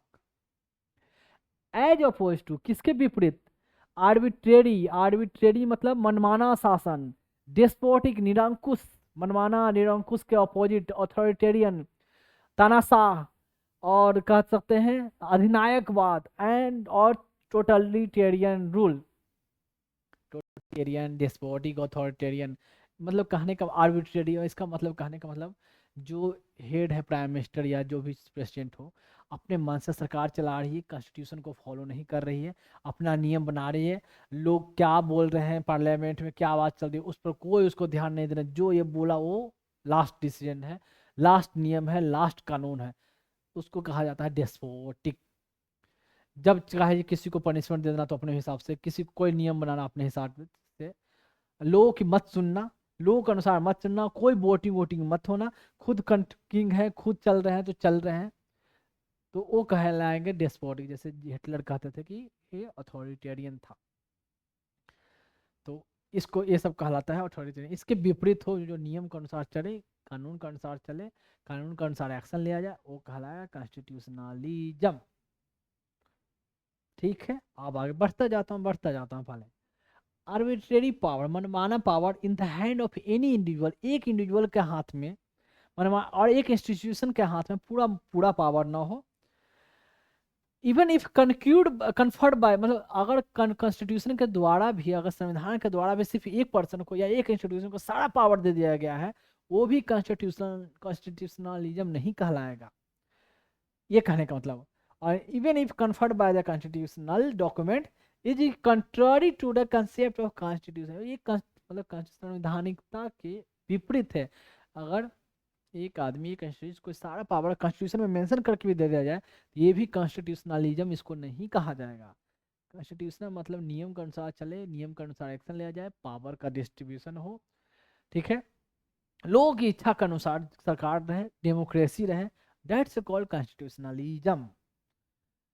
अब देखिए आगे आएगा, अब है कॉन्स्टिट्यूशनल गवर्नमेंट, संवैधानिक सरकार।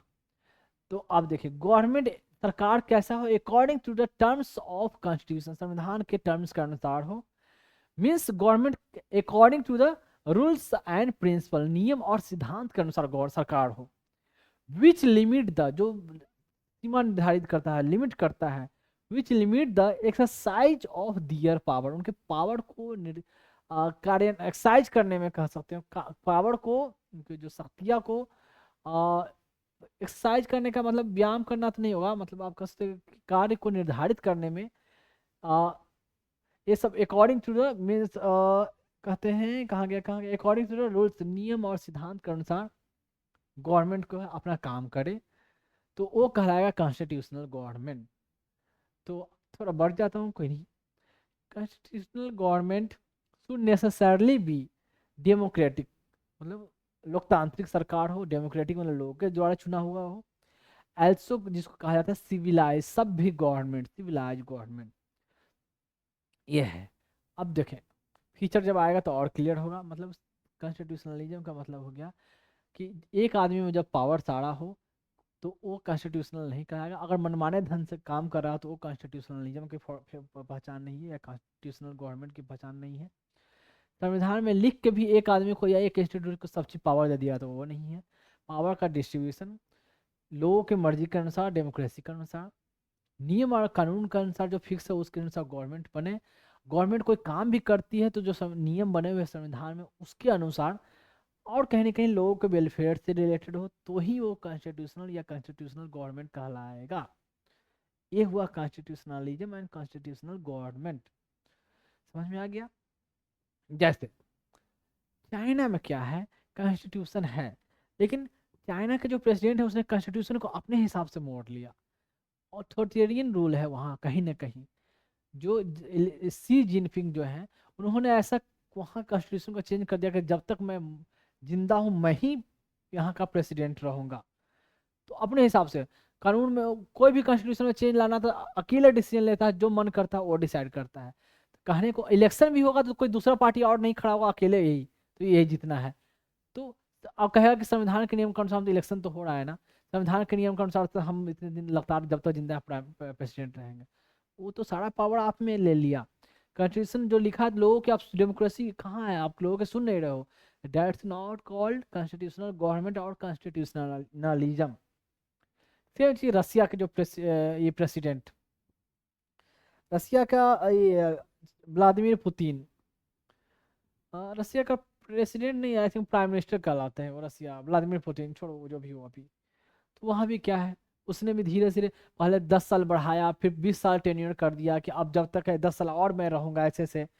वहाँ भी वो किसी इलेक्शन होता है तो इलेक्शन में जो अपोजिशन पार्टी है उनको इलेक्शन लड़ने का कोई फ्रीडम नहीं है, मतलब अपॉर्चुनिटी नहीं दिया जाता है उनको, ऐसे ही मार धाड़ कर इलेक्शन में सब सेटिंग क्या होता है पता नहीं चलता, कब इलेक्शन हुआ कब है। ये खुद लगभग 25 साल से ये खुद बना जा रहा है, कोई वहाँ सब लोग विरोध भी करते हैं लेकिन फिर भी ये है। लेकिन कहने को तो मैंने रसिया का भी नाम लिया था ना कॉन्स्टिट्यूशन में, उनका भी कॉन्स्टिट्यूशन रिटन कॉन्स्टिट्यूशन है डॉक्यूमेंट के फॉर्म में, लेकिन है कहाँ, दैट्स नॉट कॉल्ड कॉन्स्टिट्यूशनलिज्म। वहाँ गवर्नमेंट कॉन्स्टिट्यूशनल गवर्नमेंट नहीं चल रही अभी। सेम बात बांग्लादेश में जो चल रहा था कि जो शेख हसीना के अगेंस्ट में लोग बोल रहे थे कि भाई जो अपोजिशन पार्टी जो थी वो कंटेस्ट नहीं किया, मतलब इलेक्शन में कंटेस्ट नहीं, इलेक्शन लड़ा ही नहीं, कि भाई इलेक्शन लड़ के क्या फायदा, लड़ूंगा वोट देने लोग आएंगे तो हमारे जो वोट देने आएंगे उनको पहले ही भगा दिया जाएगा, उनको घर से निकलने नहीं दिया जाएगा। अब वोटिंग जब होगी तो वहाँ जो हमारा वोट पड़ा वो सब उसको काउंटिंग नहीं होगा, जितना तो इसी को है अपना ही नाम रखना है, तो फिर मैं इलेक्शन क्यों कंटेस्ट करूँ। तो वहाँ भी से कहीं ना कहीं ऐसा सिचुएशन हो रहा था।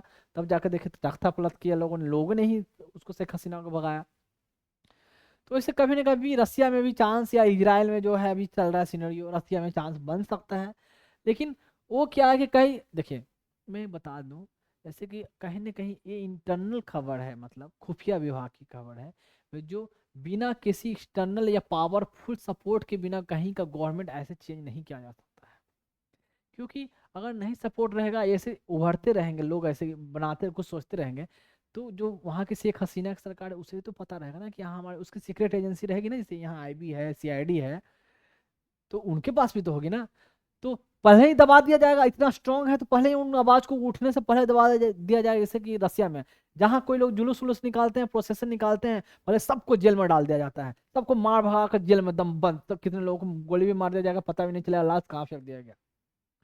कहीं ना कहीं लोग बोलते हैं कि इसमें यूएसए का सपोर्ट था बहुत बड़ा, कुछ ना कुछ ऐसा दालमेल था, लोगों को वेपन प्रोवाइड करना या पावर जो ऐसे प्रोवाइड करना, पैसे प्रोवाइड करना, तो उनकी तालमेल जरूर कहीं रही है, ऐसा कहा जाता है, मैं बता रहा हूँ।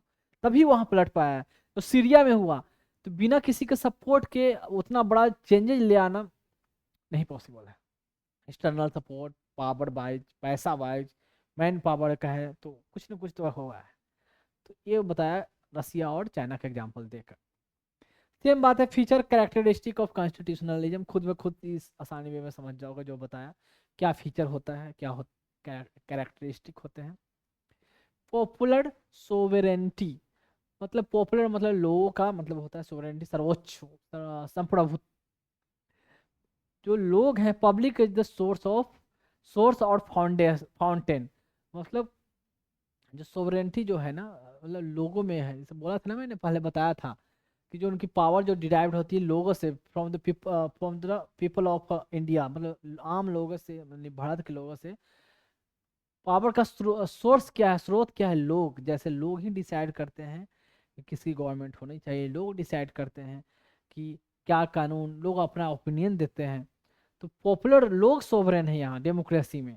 तो कॉन्स्टिट्यूशनल में पॉपुलर सोवरेनिटी, लोगों की सर्वोच्चता, संप्रभुत्ता ये होनी चाहिए। तो लोग हैं, फाउंटेन है, इसका आधार है। तो वही कहा गया है popular sovereignty, public is the source और fountain of the all government authority. वही कहने का मतलब लोग ही हैं उसका आधार। जैसे देखें, वही एमपी एमएलए का इलेक्शन होगा, लोग चुनेंगे। कहीं क्या रेफरेंडम प्लेबिसाइट ये होता है तो लोगों से ही डायरेक्ट प्रपोजल रखा जाता है, डिवाइड करना है नहीं करना है, कानून बनाना है नहीं करना है। तो अल्टीमेट अथॉरिटी लोगों को दिया गया है। वोट देने का अधिकार देने का मतलब हुआ कि लोगों की आवाज़ वहाँ है।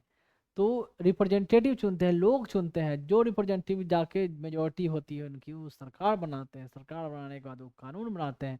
जिन लोगों ने वोट दिया उनकी इच्छा, उनके अनुसार वो क्या चाहते हैं, क्योंकि उनके रिप्रेजेंटेटिव उनके बीच जाते हैं, बैठते हैं, उनसे हमेशा मिलते हैं, क्या चल रही है, क्या चाहते। तो वही कहा गया पॉपुलर सोवरेनिटी, लोग सोवरेन, पॉपुलर सोवरेन है। सेपरेशन ऑफ पावर जो वही हुआ। सेपरेशन ऑफ पावर का मतलब पता है, जुडिशरी, एग्जीक्यूटिव, लेजिस्लेटिव को अलग अलग power, check and balance.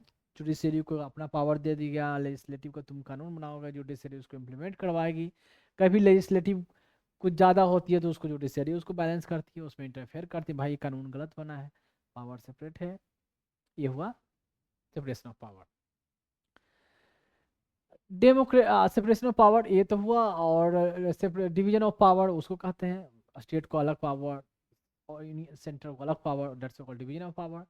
Democratic government मतलब लोगों के द्वारा चुना हुआ गवर्नमेंट, लोगों का गवर्नमेंट, सरकार हो, लोग इलेक्शन कर वोट करेंगे, लोग चुनेंगे।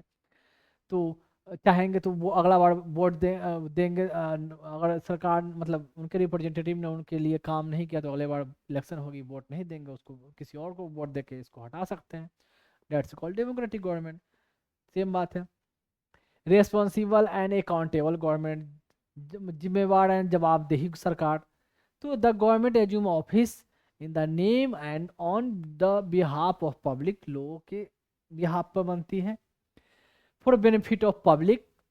एंड कहते हैं right of the society to ask a public official to account for his her administration.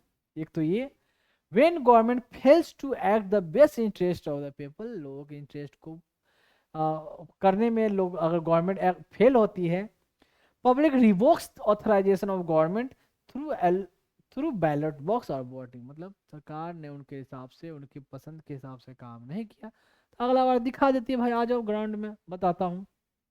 क्या होता है गाँव में, मुखिया का हो, मुखिया के पास लोग जाते हैं, कुछ काम नहीं करता, मुखिया के पास जाते हैं, सुनता नहीं है। जब जब देखो अकड़ दिखाता है, मिलता नहीं है।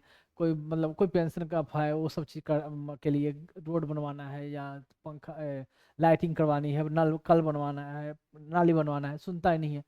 ठीक है, नहीं सुन रहे ना नेताजी, आइएगा अगला इलेक्शन में पता बताता हूँ आपको। पूरे गाँव के लोग मिलके बोलते हैं ना गाँव में, आए आपको मैं देख लेता हूँ क्या है। अच्छा ठीक है ना, अब अगले साल तो इलेक्शन होने वाला है ना, ठीक है आपको हम लोग देख लेते हैं। जो मजदूर है जो 5,000 कमाता है वो भी ये बात बोलता है, ठीक है इनको मुंह पर तो नहीं बोलेगा लेकिन आपस में ठीक है, बहुत ज्यादा आक्रमण रहता है नहीं मुखिया, ठीक है अगली बार अगले साल देख लेते हैं। क्यों? क्योंकि इसको वोटिंग पावर है, वोट देने का जो पावर मिला है ना, और भी इक्वल। अरबपति का भी वोट का वही वैल्यू है जो गरीब का वोट का वैल्यू, उसका ये वोट एक वोट ही कहलाएगा और इसका ये वोट एक ही वोट कहलाएगा। ये देखिए ये पावर है। तो ये है मास का पावर, पब्लिक का पावर, गरीबों का पावर ये है। वोटिंग राइट देकर उसको कहीं ना कहीं बहुत ज़्यादा पावरफुल बनाया गया है। तभी तो देखते हैं ना, कहीं भी इलेक्शन होता है अगर, तो झुग्गी झोपड़ियों को कहीं हटाने उठाने की बारी, या जितना प्रचार झुग्गी झोपड़ियों में किया जाता है ना, उतना शहरों में नहीं किया जाता। शहरों में मतलब जो सोसाइटी वाला इलाके में नहीं किया जाता, क्योंकि अल्टीमेटली वोट देने वाले जो लोग हैं ना, मैं बता दूं, कहीं ना कहीं जो लाइन में खड़े रहकर सुबह से 3 घंटा लाइन में खड़ा रहना वोट देने के लिए जाना, कौन लोग जाते हैं ज़्यादातर? गरीब लोग ही वोट दे रहे हैं। हम आप अफसर लोग, एजुकेटेड लोग, रहने वाले कहाँ के, पटना के, बिहार के, यूपी के, एमपी के, तमिलनाडु के, आंध्रा के, केरला के, और ऑल इंडिया सर्विस में आए, जॉब लगेगी कहाँ हो, केरला के जॉब लगेगी आपको मध्य प्रदेश में, जॉब लगेगी तब आपको जाकर आंध्रा में, ठीक है।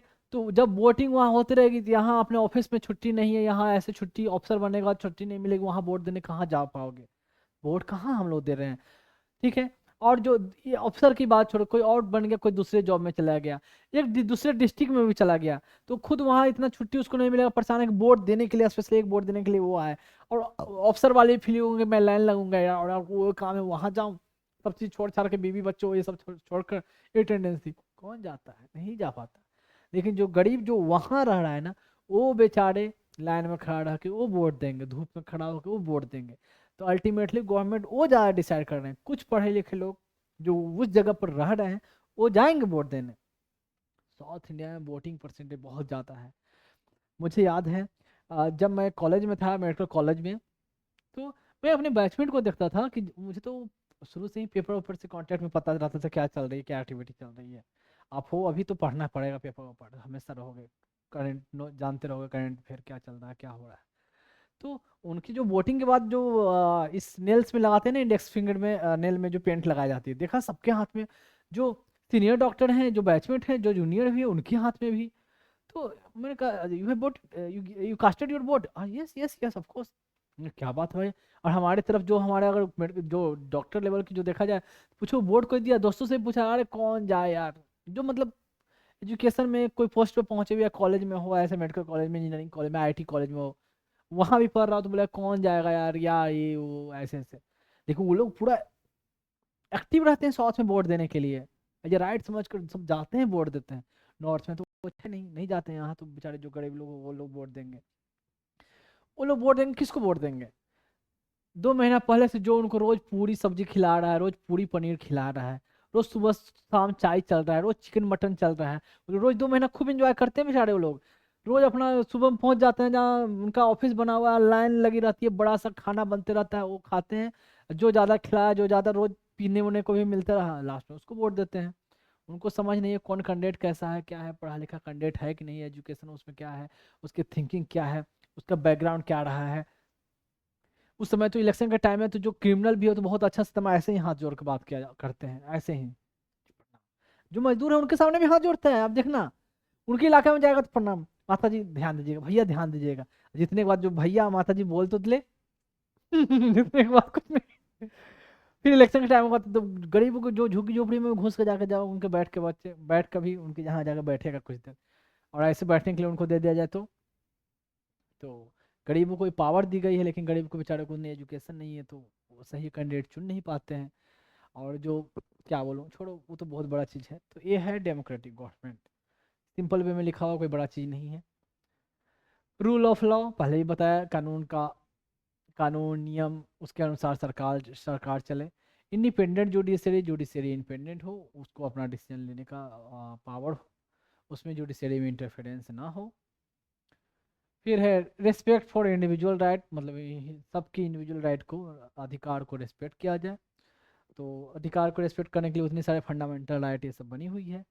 तो एक ये हुआ।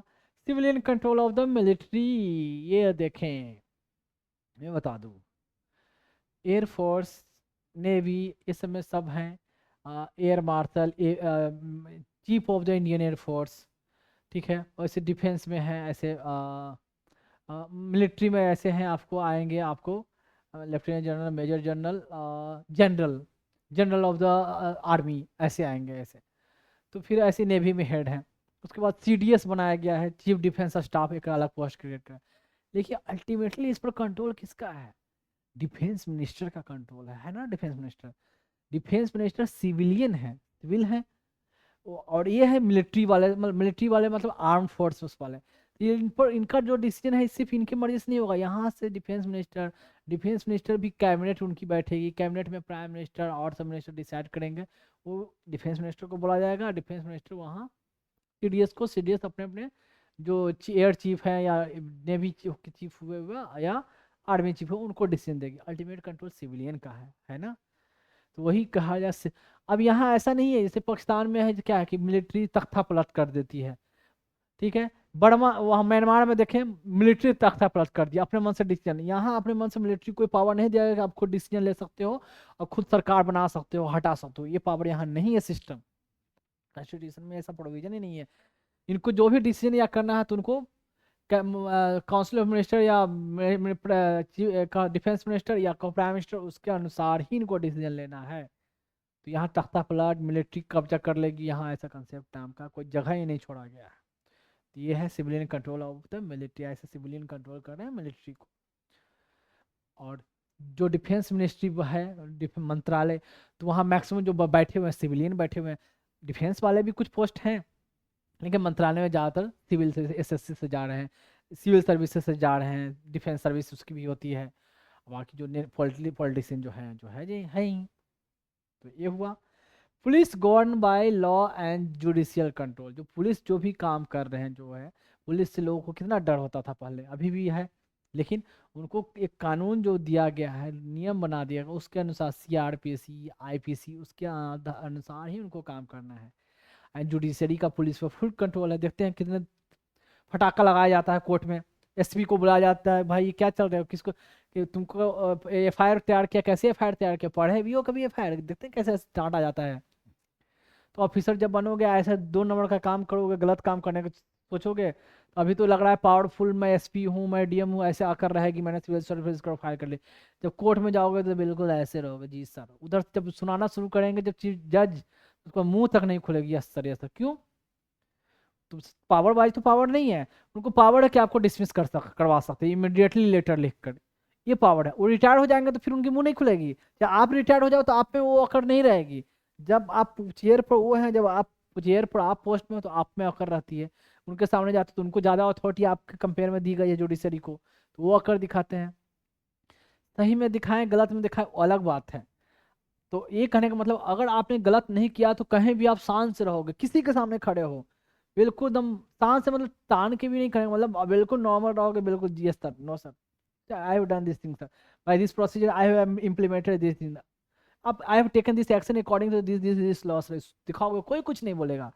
लेकिन आपने कुछ गड़बड़ घोटाला की, किसी को बेनिफिट देकर किसी को दबाया, किसी को मतलब हार्म किया, कहीं पैसे लूटने की कोशिश की, कहीं पैसे खाया, कहीं तो ये सब अगर काम करने की कोशिश की तब तो भाई भाई हर जगह से सुनाए जाओगे, जुडिशरी की तरफ से भी और एमएलए एमपी इनकी तरफ से भी सुनाए जाओगे। लेकिन जब ऑनेस्ट हो तो कोई आपको, हर कोई रिस्पेक्ट, कोई कुछ बोलने की हिम्मत ही नहीं कर, कोई कुछ भी, तो आप दम डट कर बोल सकते हो, ज़्यादा ज़्यादा क्या कर लोगे। मैंने जो किया है सही किया है, गलत कुछ नहीं किया, आप देख लें। आपको कुछ पर्सनल बातें कहीं लॉस हुई है अगर तो ज़्यादा मैं ट्रांसफ़र कर सकते हो, मैं जहाँ भी रहूँगा ऑनेस्ट रहूँगा तो ऑनेस्ट से ही काम करूँगा। आपकी पार्टी भले कोई अगर कोई कास्टिंग ओरिएंटेड है या कोई कुछ और ओरिएंटेड है, या आप जहाँ मैंने अच्छी काम की उससे वहाँ से आपको वोट नहीं मिलता, आपको खराब लगा, योर विश, पर मैं जैसा जो इस काम के लिए मुझे भेजा गया है, जिस काम के लिए मैं हूँ मैं वो काम करूँगा ऑनेस्टी से। तो उसमें आपको कोई कुछ परेशान, बीच में कभी कभी उलझने आती है, परेशानी आती है, पर ये बात जान लो अल्टीमेट अथॉरिटी वो है ना, वो देख रहा है। तो आप सही लाइन पे रहोगे तो हमेशा वो आपको साथ देते रहेंगे। थोड़ी बहुत कभी कभी आ जाए ऐसे, लेकिन हमेशा चलते रहोगे सीधे, तो सोचना नहीं है उसके लिए। तो ये रहा police govern by law and इतना देर तक आ गया, चलो अब थोड़ा क्वेश्चन वोश्चन कर लिया जाए। ठीक है, देखो जो बोला कॉन्स्टिट्यूशनलिज्म एंड कॉन्स्टिट्यूशनल गवर्नमेंट, उस पर ही क्वेश्चन है। बाकी आप देखो सिविल सर्विसेज 2021 का क्वेश्चन है, कॉन्स्टिट्यूशनल गवर्नमेंट मीन्स, कॉन्स्टिट्यूशनल संवैधानिक सरकार का मतलब क्या होता है, क्या होता है। देखें कॉन्स्टिट्यूशनल गवर्नमेंट का मतलब होता है a representative government of a nation with federal structure. Representative government हो, साथ में फेडरल स्ट्रक्चर हो। क्या ये कॉन्स्टिट्यूशनल गवर्नमेंट है? ऑप्शन पहले पढ़ लें। Second, government whose head enjoy nominal power, जिसके हेड हैं वो नॉमिनल पावर एंजॉय करते हैं, जैसे प्रेसिडेंट को नॉमिनल पावर है। तो हुज हेड एंजॉय तो कहेगा कि भाई कॉन्स्टिट्यूशनल गवर्नमेंट, मतलब हमारा संविधान तो कॉन्स्टिट्यूशनल है, संविधान के अनुसार चलता है, तो हमारे हेड भी नॉमिनल पावर उनको है। तो ये हाँ, ये ऑप्शन हो सकता है। जो नहीं पढ़ा हो तो क्या सोचेगा, ये ऑप्शन हो सकता है। इसमें भी रहेगा कि representative government of a nation with federal structure. सुन लो, एक government whose head enjoy real power, जो हेड है रियल पावर एंजॉय करते हैं, जैसे यूएसए में है, ये उसके हेड जो प्रेसिडेंट है रियल पावर है उनको। And A government limited bye terms of the constitution, constitution के टर्म से लिमिटेड है। तो और कोई नहीं पढ़ा हो मैं बता दूं तो गेस करके भी उसको हर ऑप्शन में कंफ्यूज रहेगा, ये भी हो सकता है। Representative government of a nation with federal structure, ये भी क्या गलत बोला है, रिप्रेजेंटेटिव गवर्नमेंट हो फेडरल स्ट्रक्चर हो। देखिए अल्टीमेट इसका आंसर क्या है, a government limited by the terms of condition, this is called constitutionalism. Partially correct ये भी कहा जाएगा कि रिप्रेजेंटेटिव गवर्नमेंट है of a nation with federal structure, लेकिन पार्शियली नहीं, जो ज़्यादा ऑप्शन इसमें जो ज़्यादा करेक्टनेस जिसको है वो है लिमिटेड गवर्नमेंट की बात होती है कॉन्स्टिट्यूशनलिज्म में। लॉ एंड ऑर्डर के अनुसार according to that, and government है जो उस फ्रेम में काम करे, लिमिटेड गवर्नमेंट। आप यहाँ लिमिटेड गवर्नमेंट ये है, ठीक। तो ऑप्शन हो जाएगा कौन सा, डी हो जाएगा। अगर नहीं पढ़े हो तो भाई हर ऑप्शन सही सही दिखेगा, दिखेगा है ना। तो लिमिटेड गवर्नमेंट हर बार उसकी चर्चा होती है, लिमिटेशन में गौर सरकार हो, सरकार पर लिमिटेशन हो, सरकार के पावर पर रूल एंड रेगुलेशन। अब देखिए constitutional government by definition is, definition के द्वारा कॉन्स्टिट्यूशनल गवर्नमेंट का क्या डेफिनेशन है 2020 का, मतलब देखिए 21 में पूछा गया, 20 में पूछा गया, उस समय ऐसा चल रहा था। तो गवर्नमेंट बाय लेजिस्लेचर, लेजिस्लेचर के द्वारा सरकार चलाना। पॉपुलर गवर्नमेंट, मतलब पॉपुलर गवर्नमेंट मतलब लोगों का गवर्नमेंट हो, popular government. Multi party government, बहुत सारी पार्टी का गवर्नमेंट है। एंड लिमिटेड गवर्नमेंट, फिर यहाँ क्या ऑप्शन होगा, लिमिटेड कॉन्स्टिट्यूशनल गवर्नमेंट का मतलब गवर्नमेंट बाय लेजिस्लेचर, ये भी कोई सोच सकता है, अगर नहीं पढ़ा तो ये हो सकता है कॉन्स्टिट्यूशनल गवर्नमेंट मतलब गवर्नमेंट बाय लेजिस्लेचर, लेकिन अल्टीमेट आंसर क्या है, लिमिटेड गवर्नमेंट। तो देखें ये लिमिटेड लिमिटेड जो बार बार जो यूज हो जा रहा है, ये हो गया आपका लिमिटेड गवर्नमेंट, ठीक। तो आंसर हो जाएगा डी, नहीं पढ़े हो तो हो जाएगा गलत। अब है ये है क्वेश्चन 2014 का क्वेश्चन है, 2014 का क्वेश्चन है। कंसीडर द फॉलोइंग स्टेटमेंट, तो स्टेटमेंट है तो देख लिया जाए।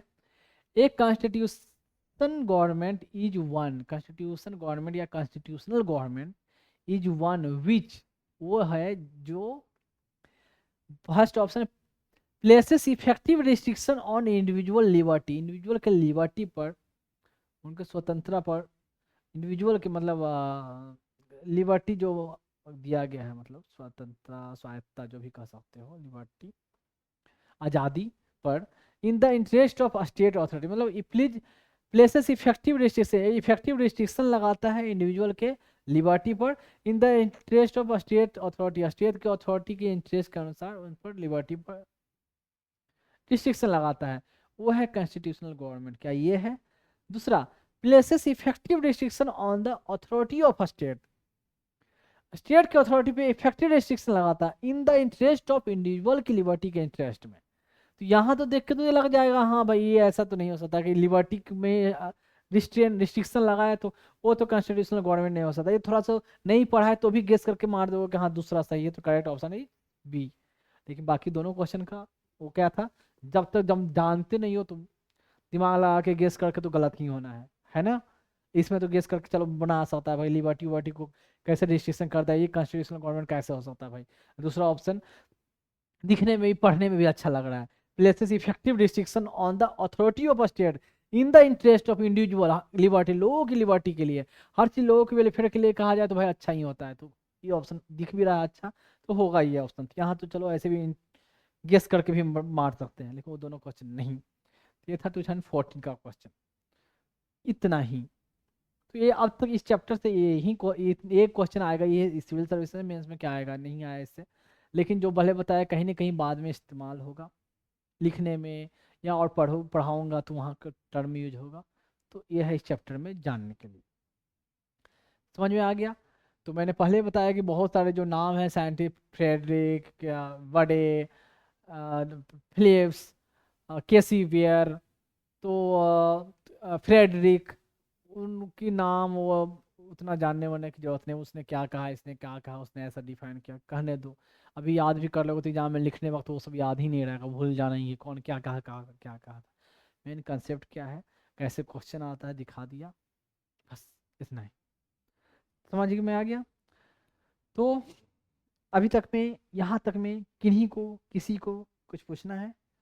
तो टॉपिक खत्म होने के बाद मैं बता दूं, थोड़ा सा मैं अपने चैनल के बारे में कोई प्रमोट एडवर्टाइज नहीं कर रहा, बस थोड़ा सा बताना पड़ता है। ये हमारे चैनल जो आप यूट्यूब पर जो देख रहे हो उसका तो नाम ऑलरेडी पता चल गया होगा, तभी आप खोल कर देख रहे हो। तो ये यूट्यूब पर चैनल इस नाम से है, और मेरी जहाँ भी लोगो होगी हमारा तिरंगा वो होगा।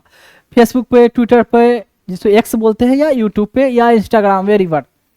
तो इसकी जो आईडी होगी इस नाम से देख सकते हैं, ऐसे इसे सर्च कर सकते हैं। क्या है, @Dr.Vikas IAS, ठीक। एंड नेक्स्ट चलते हैं, और जैसे सब लोग बोलते हैं या एज यू विश, जैसे फॉलो करो, क्या बोला जाता है, like, subscribe and follow, something something like that, तो योर विश। अगर अच्छा लगे तो ही करेंगे, अगर बेनिफिट हो रहा है तो ही करेंगे, कोई कंपलसरी, कोई दबाव ऐसा नहीं है, ठीक है। खुद अगर लगा कि हाँ हमने समथिंग डिफरेंट अचीव किया, कुछ मुझे अच्छा मिला, देन ओनली, कोई कंपलसरी नहीं है। और जो मैंने कोशिश की है बेस्ट से बेस्ट देने की, मैंने अपने बच्चों के लिए कोशिश की है। और ये इंस्टाग्राम का है, तो इंस्टाग्राम का ये लोगो, जैसे यहाँ यूट्यूब का लोगो था, ये इंस्टाग्राम का लोगो है। और जो हमारी जो आईडी है ये पता नहीं है, थोड़ा आगे पीछे हो गया है, इसमें एक साथ होनी चाहिए था, पता नहीं मैं स्लाइड में करता हूँ तो ये आगे पीछे हो जाता है, मैंने पहले भी बताया है। तो एक साथ में ही होगी, Dr.Dr. Vikas_IAS। तो ये रहेगा आपका इंस्टाग्राम पर। हालांकि यूट्यूब, इंस्टाग्राम जितने भी हैं सब लिंक किया हुआ है, तो एक से जाकर दूसरी जगह आप जा सकते हो। तो थोड़ा सा इसकी एक जगह कर लेंगे, ये अपन अप डाउन हो गया है। लैपटॉप में तो नॉर्मल दिखता है स्लाइड में, पर इसमें करने के बाद यहाँ ऐसे आ जाता है डिजिटल बोर्ड पे। तो ये चला जाए, ये एक बार कोड भी इंस्टाग्राम में शायद जनरेट होता है, इसलिए ऐसे है। तो बार कोड को स्कैन करके भी चाहे तो वहाँ पहुँच सकते हैं। तो ये वीडियो हर जगह अवेलेबल होगी, कुछ कुछ शॉर्ट जो बोलते हैं छोटे छोटे वीडियो भी डालना, तो वो सब डाला हुआ मिलेगा आपको। तो अगर स्कैन हो जाती है तो वीडियो से तो गुड। इसको थोड़ा मैं और जूम कर दूं, ये रहा इंस्टाग्राम का। अब देखेंगे ये है ट्विटर, जिसको अब एक्स बोलते हैं, पहले ओल्ड ये था ट्विटर एंड अब हो गया है एक्स। तो एक्स में जो हमारी अकाउंट है ऐसे फॉर्मेट जो आपको दिखेगी, ऐसे इस तरीके से दिखेगा। और जो जो आईडी जो होता है @Dr.Vikas_IAS, तो इस नाम से आएगा ऐसे। एंड नेक्स्ट है फेसबुक पे।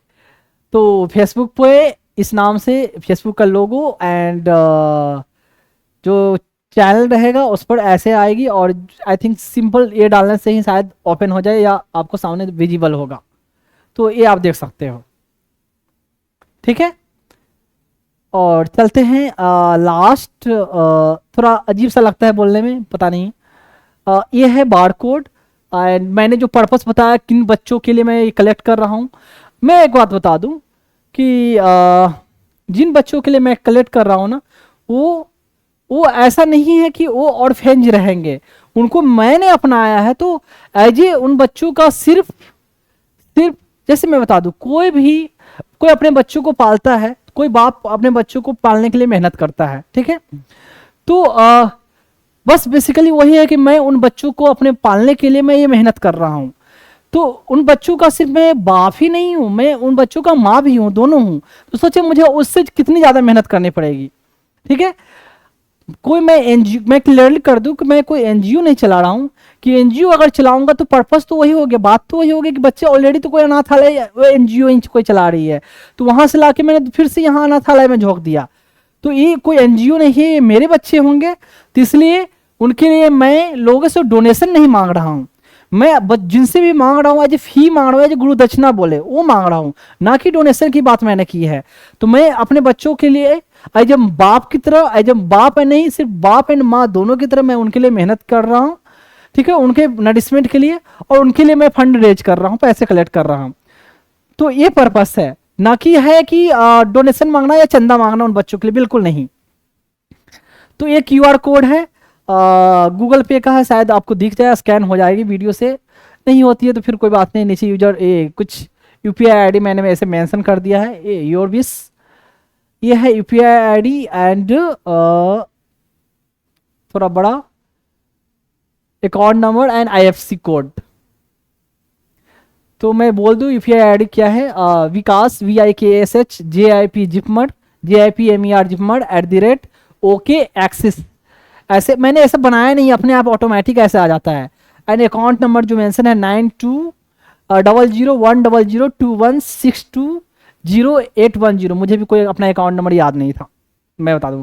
एंड IFSC कोड वो भी मुझे याद नहीं है, वो भी है UTIB 003494, सॉरी 000 है, UTIB 003494, ये IFSC कोड है।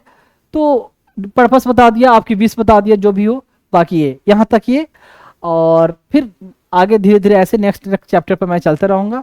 तो ऑलरेडी मैंने कवर किया है, बताया है। एक बात और, पॉलिटी में आपको ज़्यादा कनेक्शन मिलेगा, एक चैप्टर से का लिंक बहुत से, पर जब मैं इकोनॉमिक्स पढ़ाऊंगा ना, उसमें रिलेटिवली थोड़ा कम लिंकिंग रहेगा, पर जहां लिंक रहेगा मैं थोड़ा थोड़ा इंट्रोडक्शन देकर चला आगे बढ़ूंगा। पर पॉलिटी में बहुत ज़्यादा लिंक है, तो एक चैप्टर के साथ बहुत सारे मल्टीपल चैप्टर कवर हो जाते हैं। ठीक है, क्लियर? तो डरना नहीं है, धीरे धीरे सब चीज़ हो जाता है, शांति से ध्यान से पढ़ना है। और मैंने ऐसे पढ़ाया है कि यहाँ तक कि बच्चा तक मैंने ऐसे पढ़ा है कि अगर 10th क्लास का बच्चा हो, अगर वो टाइम दे, ध्यान से देखे, आराम से फोकस करे, तो वो आसानी से समझ सकता है। ठीक है, तो आपको इसमें आपको सिर्फ इंटेलिजेंट की जरूरत नहीं है, साथ में आपको इसके लिए क्या है, पेशेंस की जरूरत है, कि आप ध्यान से सुनो, बैठो, पढ़ो, तो ही आप समझ सकते हो। ठीक है, तो मैंने हर पहलू को जो मैंने बताया है कि हर एस्पेक्ट को मैंने कवर की है। तो यहाँ तक इतना, बाकी बहुत सारी डिटेल बाकी जब बीच बीच में तो आते ही रहता है, तो आगे मैं बताते रहूँगा, या अभी जो बताते रहूँगा ऑलरेडी कवर हो चुका है, मैं बता चुका हूँ पहले भी कि ऑफलाइन ऑलरेडी मैंने ऑलमोस्ट खत्म कर दी है, पर ऑनलाइन जो कंटेंट है वो अब आपको अवेलेबल हो रहा है ऑनलाइन के फॉर्म में। क्लियर है? तो अभी तो पॉलिटी वाली मिलेगी आपको, बाद में उसके बाद आपको इकोनॉमिक्स की क्लासेस मिलेगी आपको ऑनलाइन फॉर्म में।